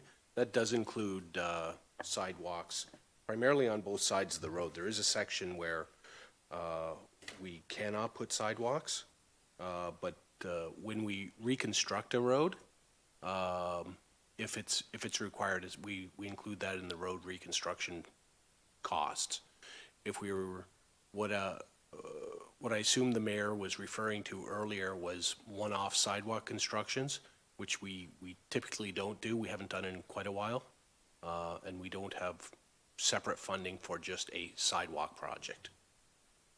Okay, so, and then the other item that the CAO and I are familiar with, and maybe Councillor Lewis, because it's in Crystal Beach, was the new development at the corner of Far Avenue and Schooley Road by Mars Homes, and their proposal to build on the other side.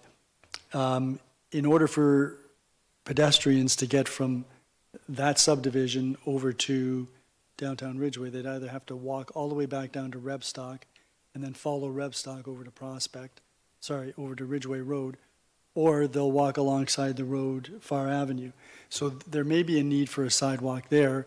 I don't think there's any development now that's going to pay for that. So those are the kinds of examples I think that we have where we have to take a critical look at what needs to be built and how we're going to finance it. And perhaps that's when Director Walsh talks about the Active Transportation Committee coming up with a funding strategy. Maybe that's part of what he's referring to. Anyone else? Okay, carrying on. Storm sewer repairs, page 71.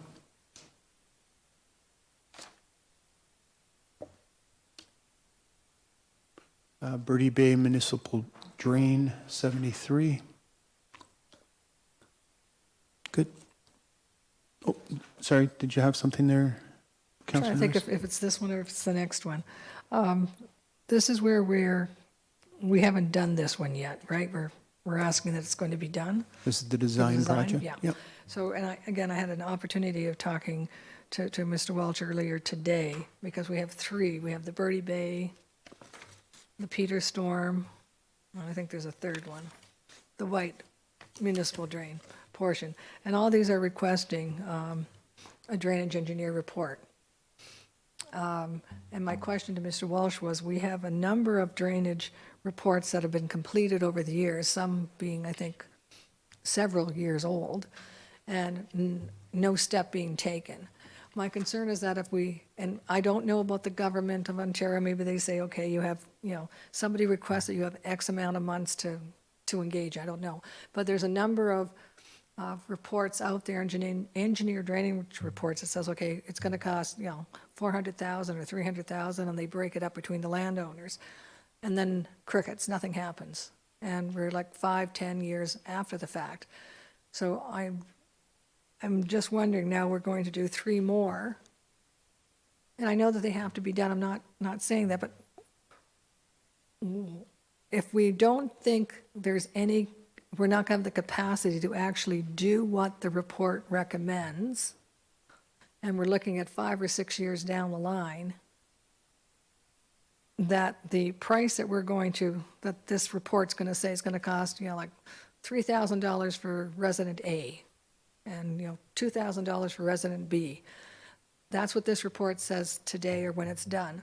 When it's not done for 10 years, that $3,000 becomes considerably more. And Mr. A, who was pretty upset about the $2,000 have to pay, is really upset now because it hasn't been done and it's 10 years later and it's now considerably more money. So I'm just wondering, how do we balance asking for more drainage reports when we haven't really worked through the drainage reports and done the work that was required on the ones that we've already paid for in regards to the report? I'm confusing myself when I'm saying this, but I think you guys get the general gist I think I've of got you. Yeah, Director Walsh. So, Mr. Chair, we do have a number of outstanding drainage reports. I do have that question into our drainage engineer, drainage superintendent, Troy Davidson, for an answer shortly, and I'll get back to the councillor on that. I'll say the performance of Mr. Davidson in terms of productivity is greatly improved over the past 2 drainage engineers. We're getting more work done. I do understand and empathize with the councillor's point about stagnant drainage reports. But I can assure council that we are only taking on work that we can get done. Excellent. And I appreciate it. I do appreciate the work that Troy has done. I can remember not that long ago, it actually came in less than what was anticipated. What the engineer's report said it was going to be X amount of dollars, and it came in under budget, which is a pleasant surprise. And I do see that there's a lot of work on it. But again, we need to kind of stay vigilant on this and kind of try to, and I'm sure Troy is working, trying to get these drainage things done.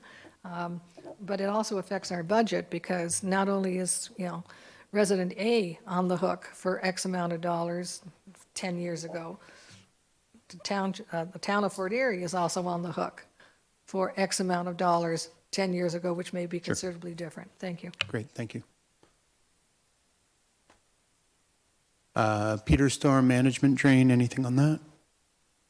We'll continue. Thank you. And the White Municipal Drain, same thing, Councillor Noyes. Yep.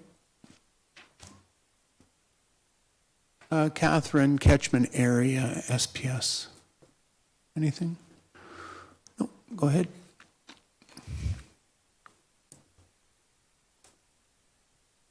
One more, I think. Garrison Road East End Sanitary Sewer Outlet Improvements on page 82. Continuing on. 2025 wastewater trenchless repairs. Water meter replacement program. Centennial Library flat roof recovering on page 89. Oh, Councillor Noyes. Yes, and I do see that they're looking for efficiencies. I'm not familiar, I guess, and nor should I be, on what they're planning on doing here. They're not replacing the roof. They're going to add a new cap sheet. So how does this work, like in the big picture, if we were to replace the roof completely as opposed to doing what this is recommending? Like, how much are we saving, or are we just kind of kicking the ball down the road? So, Mr. Chair, if I may offer an analogy, when you need new shingles on your house, it's perfectly acceptable to put a second layer of shingles on. this is what we're doing here.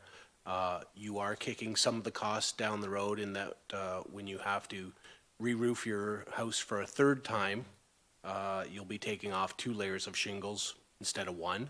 But it's a perfectly acceptable way of re-roofing a facility. And I appreciate that. How many years will this reshingling work?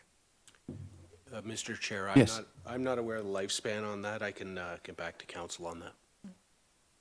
Thank you. Perfect. Mr. Walsh, is that membrane or tar and stone on that? Do you know? That would be a membrane. Membrane, thank you. Anything else? Okay. Leisureplex Public Washroom Rehab. Okay. Oh, go ahead, Councillor Noyes. Are we going to be redoing the washrooms completely, like changing the stalls around? Because I know that there's a new accessibility requirement for the bathrooms. Now, currently, all of our bathrooms meet the requirements at the time that they were built. But again, there were some suggestions on the bathrooms themselves, like the accessible bathrooms could be improved upon. Or are we just, is it more makeup, or is it, I guess it probably is because it's not that much money. Or is there any opportunity of making the accessible bathroom bigger? Director Walsh? So, Mr. Chair, I don't know the exact answer, but I do see there's stall replacements in here. I know Mr. Hutton and his team are very sensitive to accessible needs and meeting the appropriate standards. So, I would assume that's what he's working to. Thank you. Anything else? Yes, I'm sure he'll keep that in mind. Maybe removing one of the stalls and making the accessible one significantly bigger. Thank you. Okay, we'll continue. Town Hall Common Space Renos, page 93.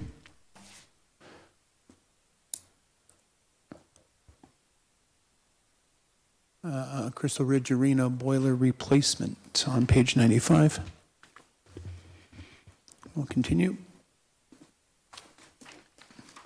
Emergency Management Facility Transfer Installations on 98. Seeing none. Hey, we're into the 100s. Fire Station number 2, Truck Bay Mechanical Upgrade.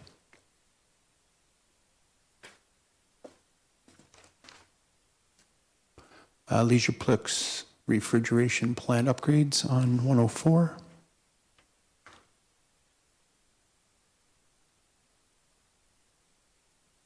HVAC Replacement, 106. Nope. Leisureplex Sound System Upgrade, 108.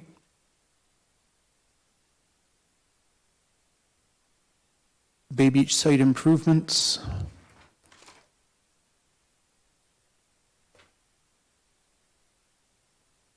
Asphalt Resurfacing Fire Station number 5 on page 113.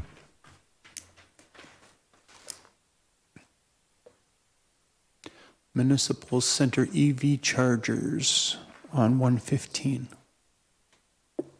Councillor Noyes.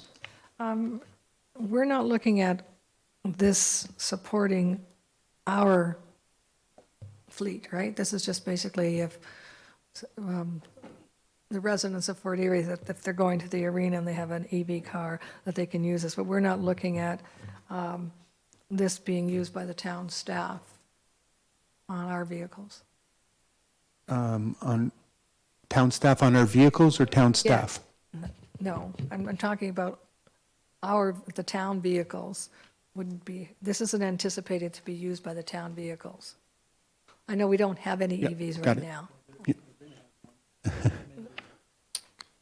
So, Mr. Chair, as the mayor alluded to, we are planning to purchase one EV, but this will also be for, on a pay basis, the general public. Now, Councillor Noyes? anticipating that answer, so for the town vehicle, if it gets approved for the EV, would they be utilizing this, or is there going to be another EV station, charging station? for the town vehicle. I'm going to turn that to CAO McQueen. Through the chair to Councillor Noyes, the intention would be for the EV vehicle that's owned by the town to utilize one of the 6 charging bays, and would likely be after hours, because that vehicle's out during the day. And if there's a pay requirement, we would basically be paying ourselves, but they would be pay stations for the general public use. Thank you.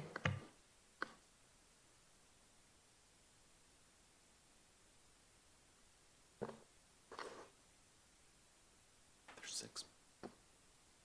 I'm just giving Mr. McQueen 1 second here.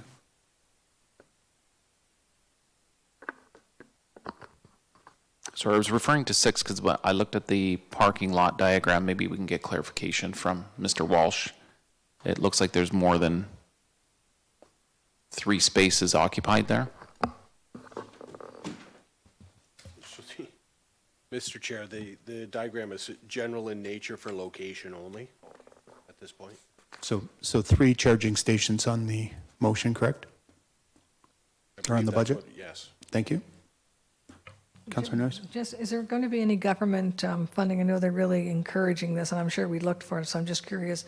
Is there any funding from the government to install these? Through the chair to Councillor Noyes, that is one of the things that we've been tracking.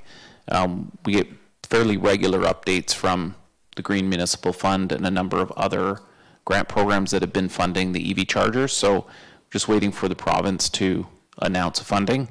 In the instance that we were successful to get funding for that, we would just offset, we wouldn't draw from the reserve for those, and we would notify council if we were successful with those applications, but we definitely will submit them. Thank you. Anything else? Okay. Oaks Park Pee Wee Field lighting replacement on page 118.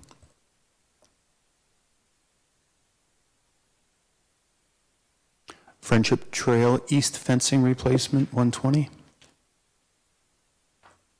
Councillor Noyes? I'm just wondering when the consulting fee of $35,000, when it looks like we're replacing the existing sections of fencing, I don't know why it would be costing $35,000 for a consultant to do that. I know they're also going to be looking to see, okay, it's a little bit more fencing that needs to go there. This is not rocket science. These are simple fences. And why we're looking at $35,000 for a consultant. Director Walsh? Mr. Chair, we'd like to hire a consultant, one, to create a standard fence that meets current safety standards, but also to identify where fence should and should not be. We may have fence that we do not need out there from a safety and liability perspective, and conversely, we may need to add fence in other places. Certainly, staff are not the experts in this. I just think it's a lot of money for a consultant to tell you where the fence has to go. Well, you know where the trail is. You know where the fence that's going to be replaced is. I just think it's a heck of a lot. Maybe we're just all in the wrong business, but that's a lot of money for someone to tell us the fence, for a wooden fence. They're not building it, they're just telling us about it. No, I'm not sure anyone disagrees. Anything else? All right, thank you. Lions Field Court fence replacement. Okay. Oaks Park parking lot repairs, 124 for those following along. Councillor Dubanow. Yeah, thank you, Mr. Chair. I'm just wondering, are we planning on redoing like a surface treatment or asphalt, or is it just like individual repairs? I'm just wondering if maybe Mr. Walsh can give just a brief background. Director? Mr. Chair, this is simply repairs. It's not a complete resurfacing. I'm not aware of what the treatment is we're putting down, whether it's asphalt or surface treatment right now. So I'll get back to council on that.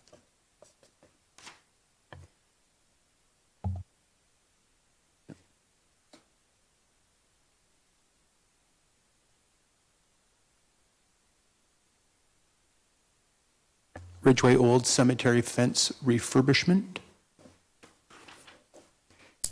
Continue. Facilities van.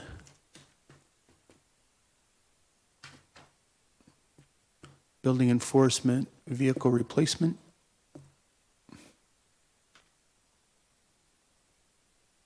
Bylaw enforcement SUV, not special.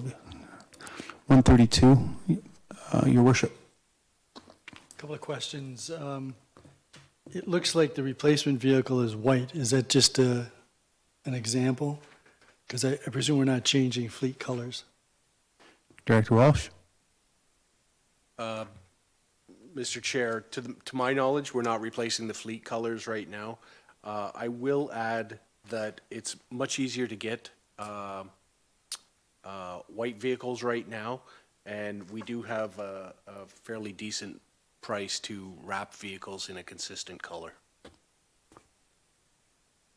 Your Worship. So I'm assuming that means, no, we're not changing colors. As I said. The second thing is, rather than go to an EV, have we considered a hybrid? Director Walsh. Mr. Chair, can I defer this to either Ms. Dilwaria or our CAO, please? Sure. Rock, paper, scissors. Who's got it? Mr. McQueen. I'll take a shot at it first. So one of the things that we have underway right now is a climate change action plan, and it's quite logical or probable that we're going to be heading in the direction of not only installing electric vehicle chargers, but we're likely going to see more municipalities moving towards electric vehicles from a climate change benefits perspective. And while we may get some benefits from hybrid vehicles, they're still fossil fuel. So we're looking at putting an EV into place, having our mechanic observe some of the benefits or expenses related to EV vehicles, more as a pilot, just to see if it's something that we should be considering rolling out going forward. The existence or non-existence of EV chargers across the town is one of the things that's probably delayed our installation of more EV vehicles coming forward in the capital budget request, but I would foresee that as we're moving forward, if we're seeing the benefits of EV vehicles, is looking to convert some or part of the fleet in this direction. So this would be one opportunity to purchase the vehicle and make some observations of whether we're going to see the benefits that we're hoping for. And the bylaw vehicle was a good candidate vehicle to do a first, sort of a first trial with. So what is the cost differential between this vehicle and a hybrid, as an example?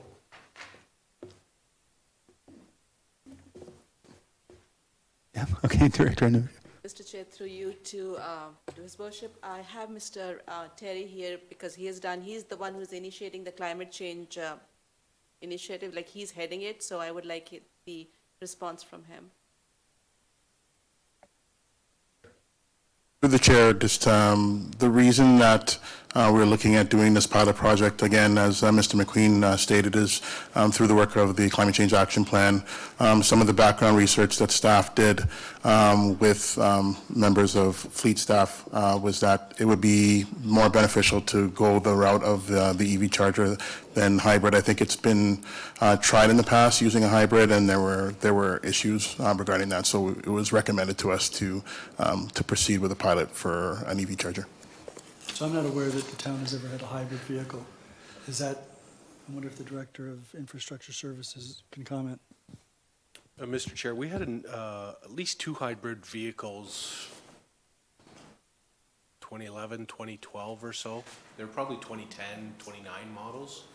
I don't think they worked out the way anyone expected at that time, but I think it was more of a technology maturity issue rather than the vehicles themselves. Okay, so I wouldn't have remembered that. I wasn't the mayor.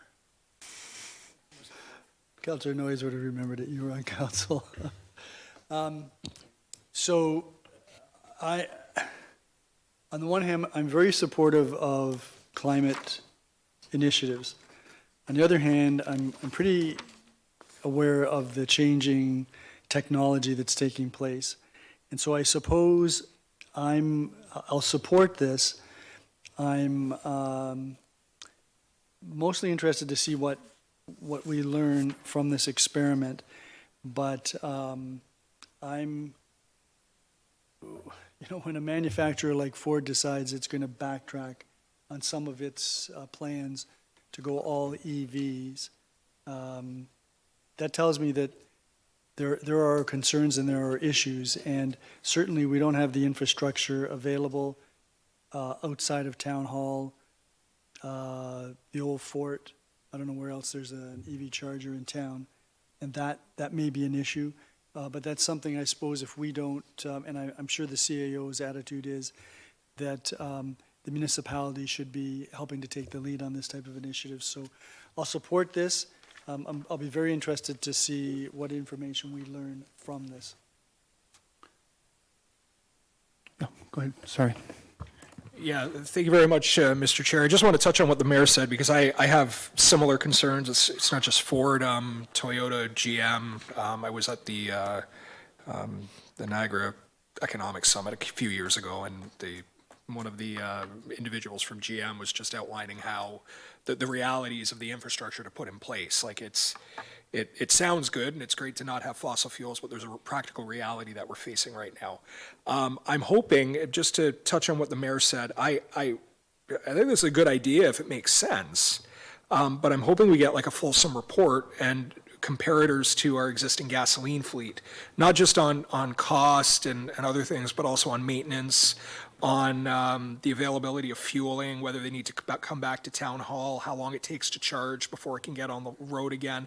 There are a lot of things where we are right now.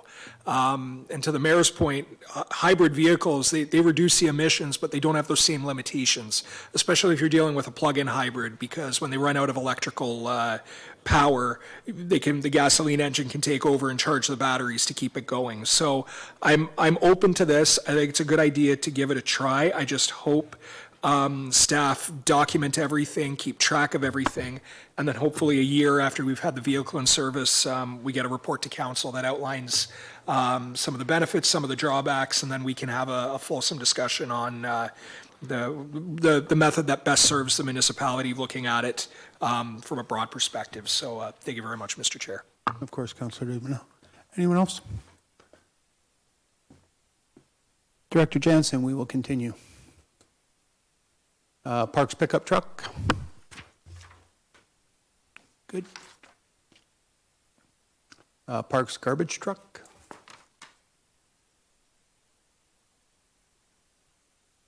Parks backhoe. Brings us to page 142, the Parks beach rake attachment.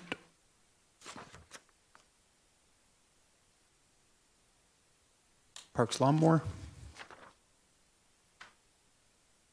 I know lawnmowers are expensive, aren't they? Yeah. Another Parks lawnmower. Roads pickup truck.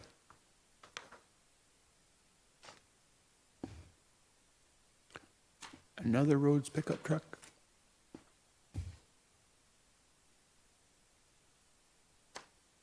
All right, section 5, 10-year capital budget forecast.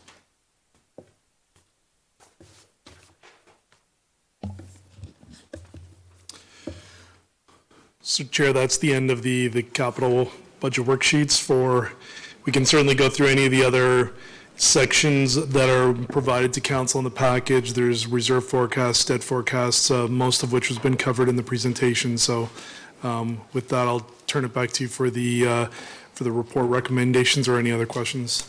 I appreciate that, Director, and appreciate your attention and attendance tonight. As I said, please pass on our appreciation to your outstanding staff.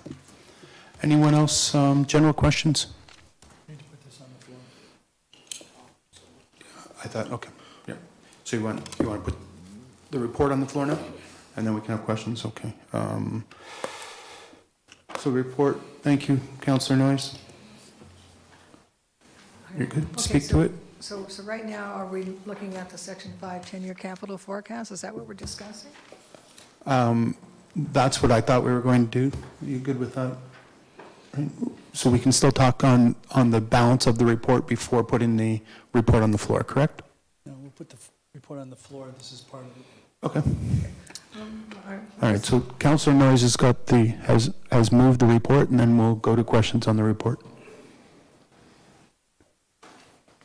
Okay. Yeah, okay, I guess my question is, for instance, we have the Fort Erie Club Court 5 and 6 replacement scheduled for 2026. If I'm recalling this correctly, 5 and 6 is the clay courts. And we were not, I don't think we were of a mind to replace or repair the clay courts. And considering we have $650,000 that we put towards repairing the current tennis courts, and nothing has happened in the last, 14 months, 12 months, whichever.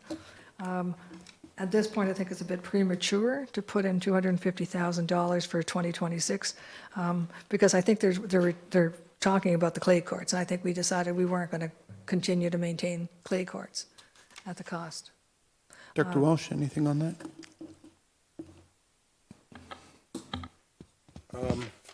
With respect to the existing courts in last year's projects, I'll disagree with the councillor that nothing is done. We identified a number of investigations we had to undergo. Yeah. They are complete. We're in final design for that. As for the clay courts, my apologies, councillor. I do not have commentary on that right now. Thank you. Councillor Noyes? Thank you for that explanation. I can remember we discussed the clay courts. But anyway, we still haven't, again, this is another issue, I guess. We still haven't seen any agreement or any understanding or whatever. This kind of came out of the middle of nowhere, and it's kind of still out there. And I do appreciate there has been work done in regards to looking at what the problem was and what the issues were, but this probably should have been done prior to us approving $650,000 without really knowing what we actually needed to get done, but that's been discussed already a number of times. In regards to the Stevensville Road reconstruction, and I'm just wondering, that's our portion, I guess, 343, that's again for 2026 budget. Did that include, okay, does that include the sidewalks? Because I know we have sidewalks again, but I'm wondering, are we looking at sidewalks going all the way up to, let's say, Tim Hortons or the Meridian Plaza Director Walsh? budget? So, Mr. Chair, the scope of the region's job right now is to Eagle Street. We have had preliminary discussions about extending at least the sidewalk portion of the construction further north. So, Okay, I'm just saying this is what we're looking for a 10-year forecast. I'd like to see it in there because I think everyone will agree that, well, I shouldn't say it, I'm hoping everyone would agree that the sidewalk does need to be extended to the Meridian or to Safari because it's a very busy road with no sidewalks on it, on either side. So that, the other thing I could not find anything other than $100,000 in all these years, and I could be wrong because I didn't memorize all this stuff, for a dog park. We're only planning one dog park in the next 10 years?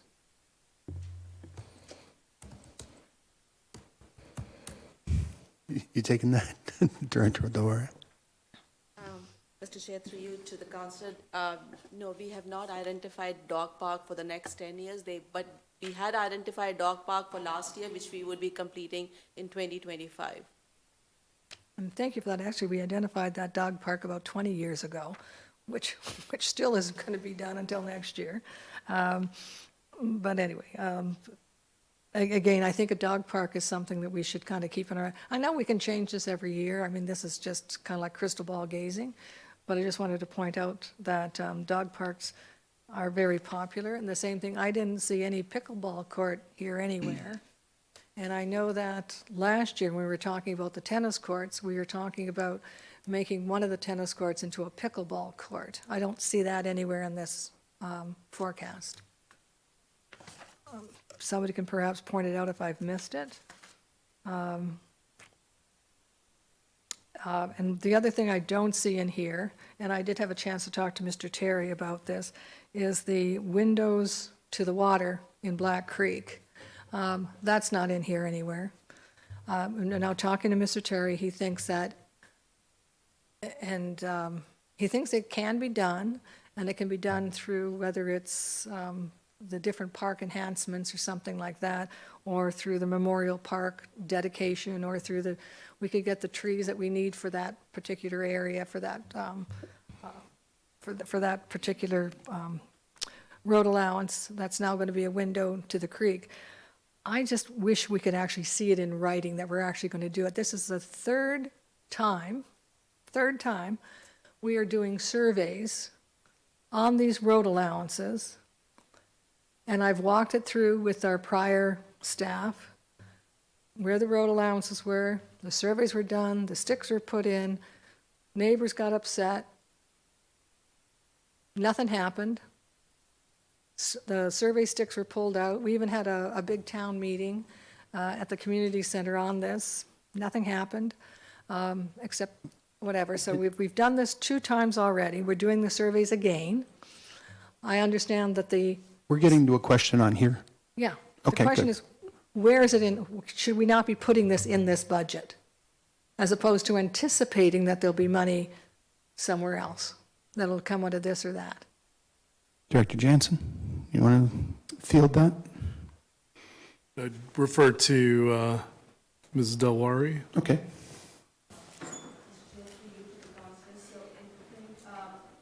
The waterfront enhancement was already approved a couple of years back. Signage has already been prepared, and it's my understanding we have everything ready. And as Mr. Terry had mentioned to you in his discussion previously, we have money allocated for putting new trees, etc., which we would be doing definitely next year. And the signage would also be installed, and at that time we would assess whether some sections of those areas would need to be paved or it can be left in the national state. But I'm pretty sure we would be able to complete that next year. And I appreciate, that's why I'm bringing this up, because this discussion has happened over the years, and then crickets. Like I said, we've surveyed it twice, have meetings on it, and then nothing happens. So, We've got more questions? yeah, somehow Good. I want to make sure that that does not get lost again. And it's like the dog park that never seems to ever appear. Then on Holloway Bay Waterfront Road for 2028, we're planning $325,000 for that, and I'm not quite sure what we're planning on doing on the Holloway Bay. Director Walsh? Holloway Bay. It's 2028 forecast. Mr. Chair, under which section is that? That's on page 12, section 5 of the 10-year capital forecast.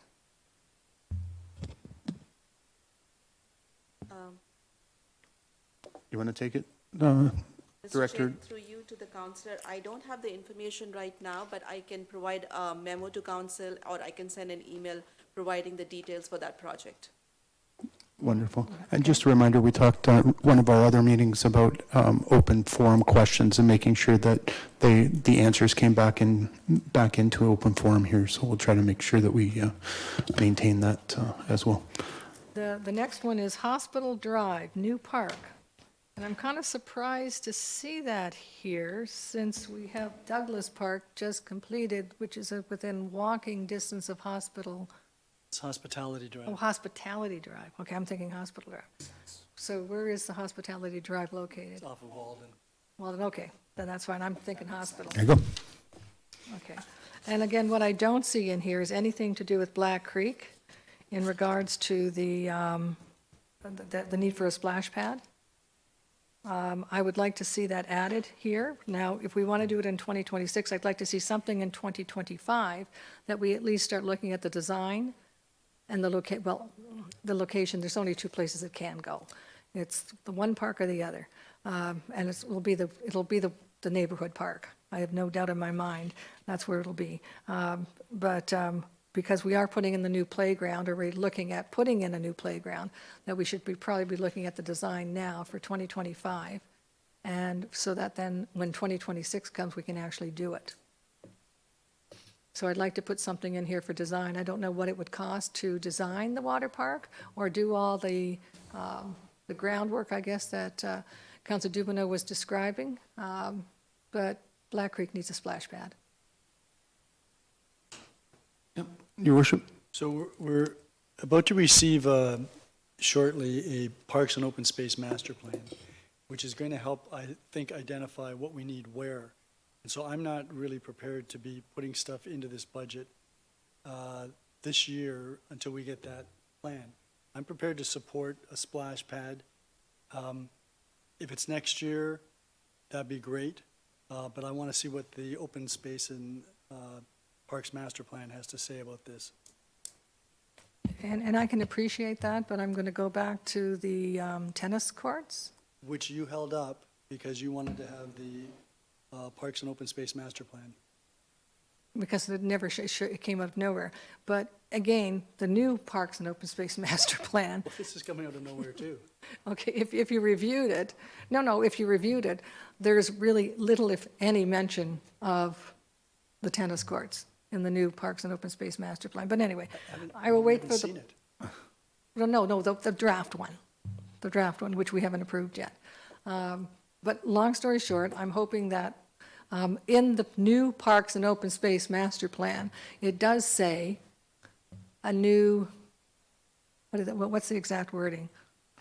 A new feature is how it's referred to in the A.C. Douglas Park, a new feature. I'm hoping that And I'm confident when that happens, we'll get it into the budget here. So I let's, sure hope so. do we have other questions on what we have in front of us? We only, I mentioned it before, we only have one dog park planned till 2029. I don't know if there's any more. I think we need to put more money in for dog parks over the next 10 years.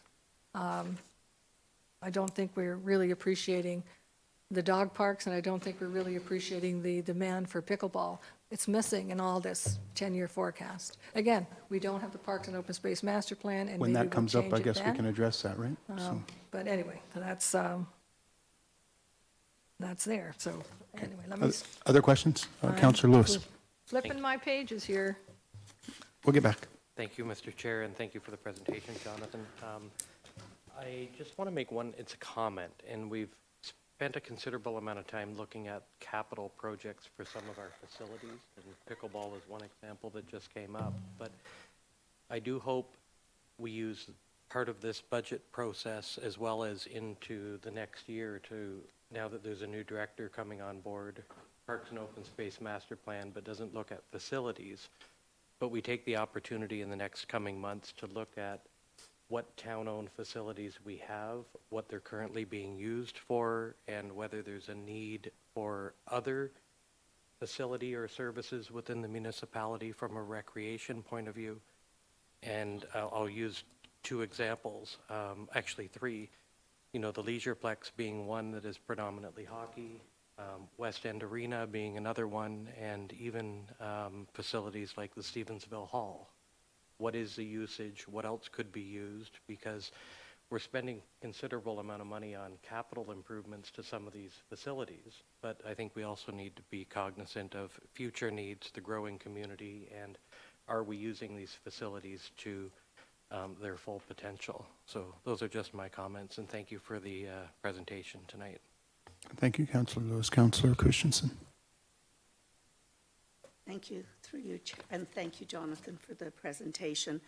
One of the items, and Councillor Lewis sparked it, it is capital, but I've noticed, and looking at the improvements to Oaks Park lighting over time, one of the observations that I have is that we do need in the future to budget for lighting in more of our parks. I can speak very much to Crystal Ridge, which is a brand-new park. I am there literally every day, sometimes twice a day. And in the evening, especially now that it's dark at 5 o'clock, it's a serious public safety issue for women walking through the park or for anyone walking through the park, whether it's in terms of tripping or in terms of other encounters with other individuals, but also just simply being able to use it till closing time, which I believe is 11 o'clock at night, through the summer for basketball and what have you. It literally is unusable for a number of the hours that it is theoretically open, and I suspect that's the case with other parks across town. Perfect. So I'd like in the future for us to consider that. Thank you. Thank you. Councillor McDermott. Yes, thank you, Chair. I just have one question about an upgrade to the lighting on Jarvis Street.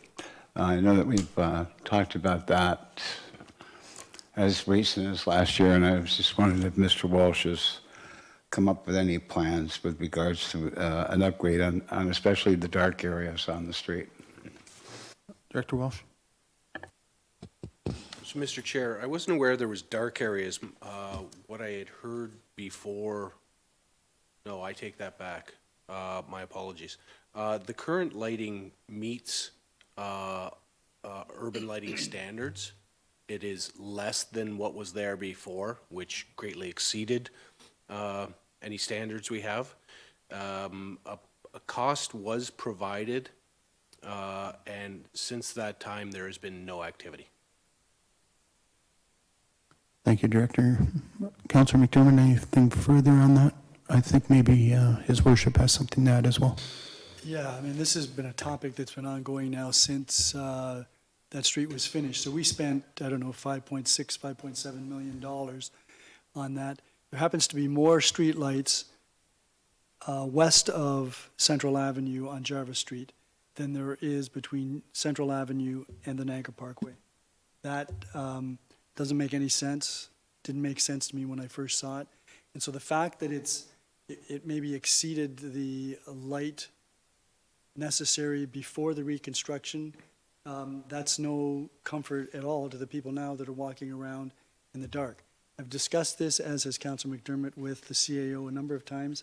It seems to me that if there are brighter luminaires that can be installed, they need to be installed. This is a downtown core that we've spent a lot of money in. Our investment is hopefully going to drive private investment, but we can't get the private investment if we don't put our best foot forward. And so I'm hoping that the CAO will, in conjunction with the Director of Infrastructure Services, deal with this issue so that appropriate lighting is available for all the people that are going downtown into that core. I see each of them taking notes feverishly, so I'm confident of that. Anything else? Councillor Noyes, you anything to add? Yes, okay, this is in year 2027, which is, what, 2 years down the road. Okay. We have Sugar Bowl Park renewal for $300,000. Didn't we just do Sugar Bowl Park? But again, in every year, we have a number of places where where it's like $50,000 is for park enhancements or park repairs and all that. So we're not talking about repairing anything. We're not talking about whatever. So I'm just wondering. See if we can get an answer. Director Deloria, who are we looking at here? Mr. Chair, through you to the councillor, I see that it's identified in 2027, Lions Field Pavilion replacement. I'll get the information back for council, providing more details on that. Appreciated. Okay, and the other one is that I see that, and again, I would imagine, again, this is crystal ball gazing. I really appreciate that. Yep. And I know some of the new parks that are listed are in anticipation of development. For instance, there's one on Helena Street, and I think council said, okay, if this development's going there, we need there needs to be a park because there's nothing close. And I do appreciate that. And I would imagine that this stuff, these parks will, I mean, there's a year here, but it may or may not happen. I just wanted to point that out. Perfect. Thank you. Appreciate that. Your worship, you had something else? I just wanted confirmation that when we get our Parks and Open Spaces master plan, that may very well have an impact on some of these various projects that are projected. Is that correct? That's correct, Your Worship. Thank you. Okay, so we still have that motion on the floor. We are good to go. Jonathan, do you have anything to add? No? All right, all those in favor? Opposed? Carried. I think that will bring my part to a close, Your Worship, and I'll hand the chair back to you. Thank you very much, Councillor Flagg. So we've got a meeting Wednesday, December the 4th. We'll be considering the water and wastewater operating budget and user fee analysis. Then after that, we've got a break until January the 29th, 2025, when we deal with the Fort Erie Public Library, assessment analysis, and general levy operating budgets. Before we adjourn, Councillor Flagg pointed out to me quite correctly that at the beginning when I made the announcement, I neglected to mention the Santa Claus parade. And that, I believe, may have been the best Santa Claus parade that I can remember for some period of time. We had a town of Fort Erie vehicle, and we actually had two, one of which was one of our brand-new dump trucks with the snow plow and the sander attachment. And we had the Mayor's Youth Advisory Committee out. They walked the whole distance, as did Councillors Dubanow, Flagg, and Lewis. Councillor McDermott somehow got out of that by pretending to be the color man for the radio announcing. And so it was an excellent evening. There were some magnificent floats. It was a long parade. Everybody, I think, had a great time, and the crowd was as large as I've ever seen or ever recall. So I want to thank everybody that put that together and everybody that participated. And Queen's pants were outrageous. well, the CAO and his wife wore something I've never seen before, and if I'm lucky, I'll never see again. So no, but that was good. Everyone had a great time. So I neglected to mention that, and I don't know how I could have forgotten because it was such a great time. So anyways, Councillor Dubanow, would you like to move that we adjourn this meeting? I would, Your Worship. I just want to mention Jarvis Street looks beautiful at night now that we've done the reconstruction and the businesses there. No, just looking around, it's great. Lighting. It was fantastic. I had people come from out of town. They commented on how nice Jarvis Street looked. So, yeah, I just wanted to say that, Your Worship. Yes, I'd like to move that the Budget Committee adjourn at 8:38 p.m. this evening. All those in favor? Opposed? Councillor Lewis, you're at liberty to stay as long as you want. That is carried. Okay, so I'm going to give Mr. Patton an opportunity to close out that meeting.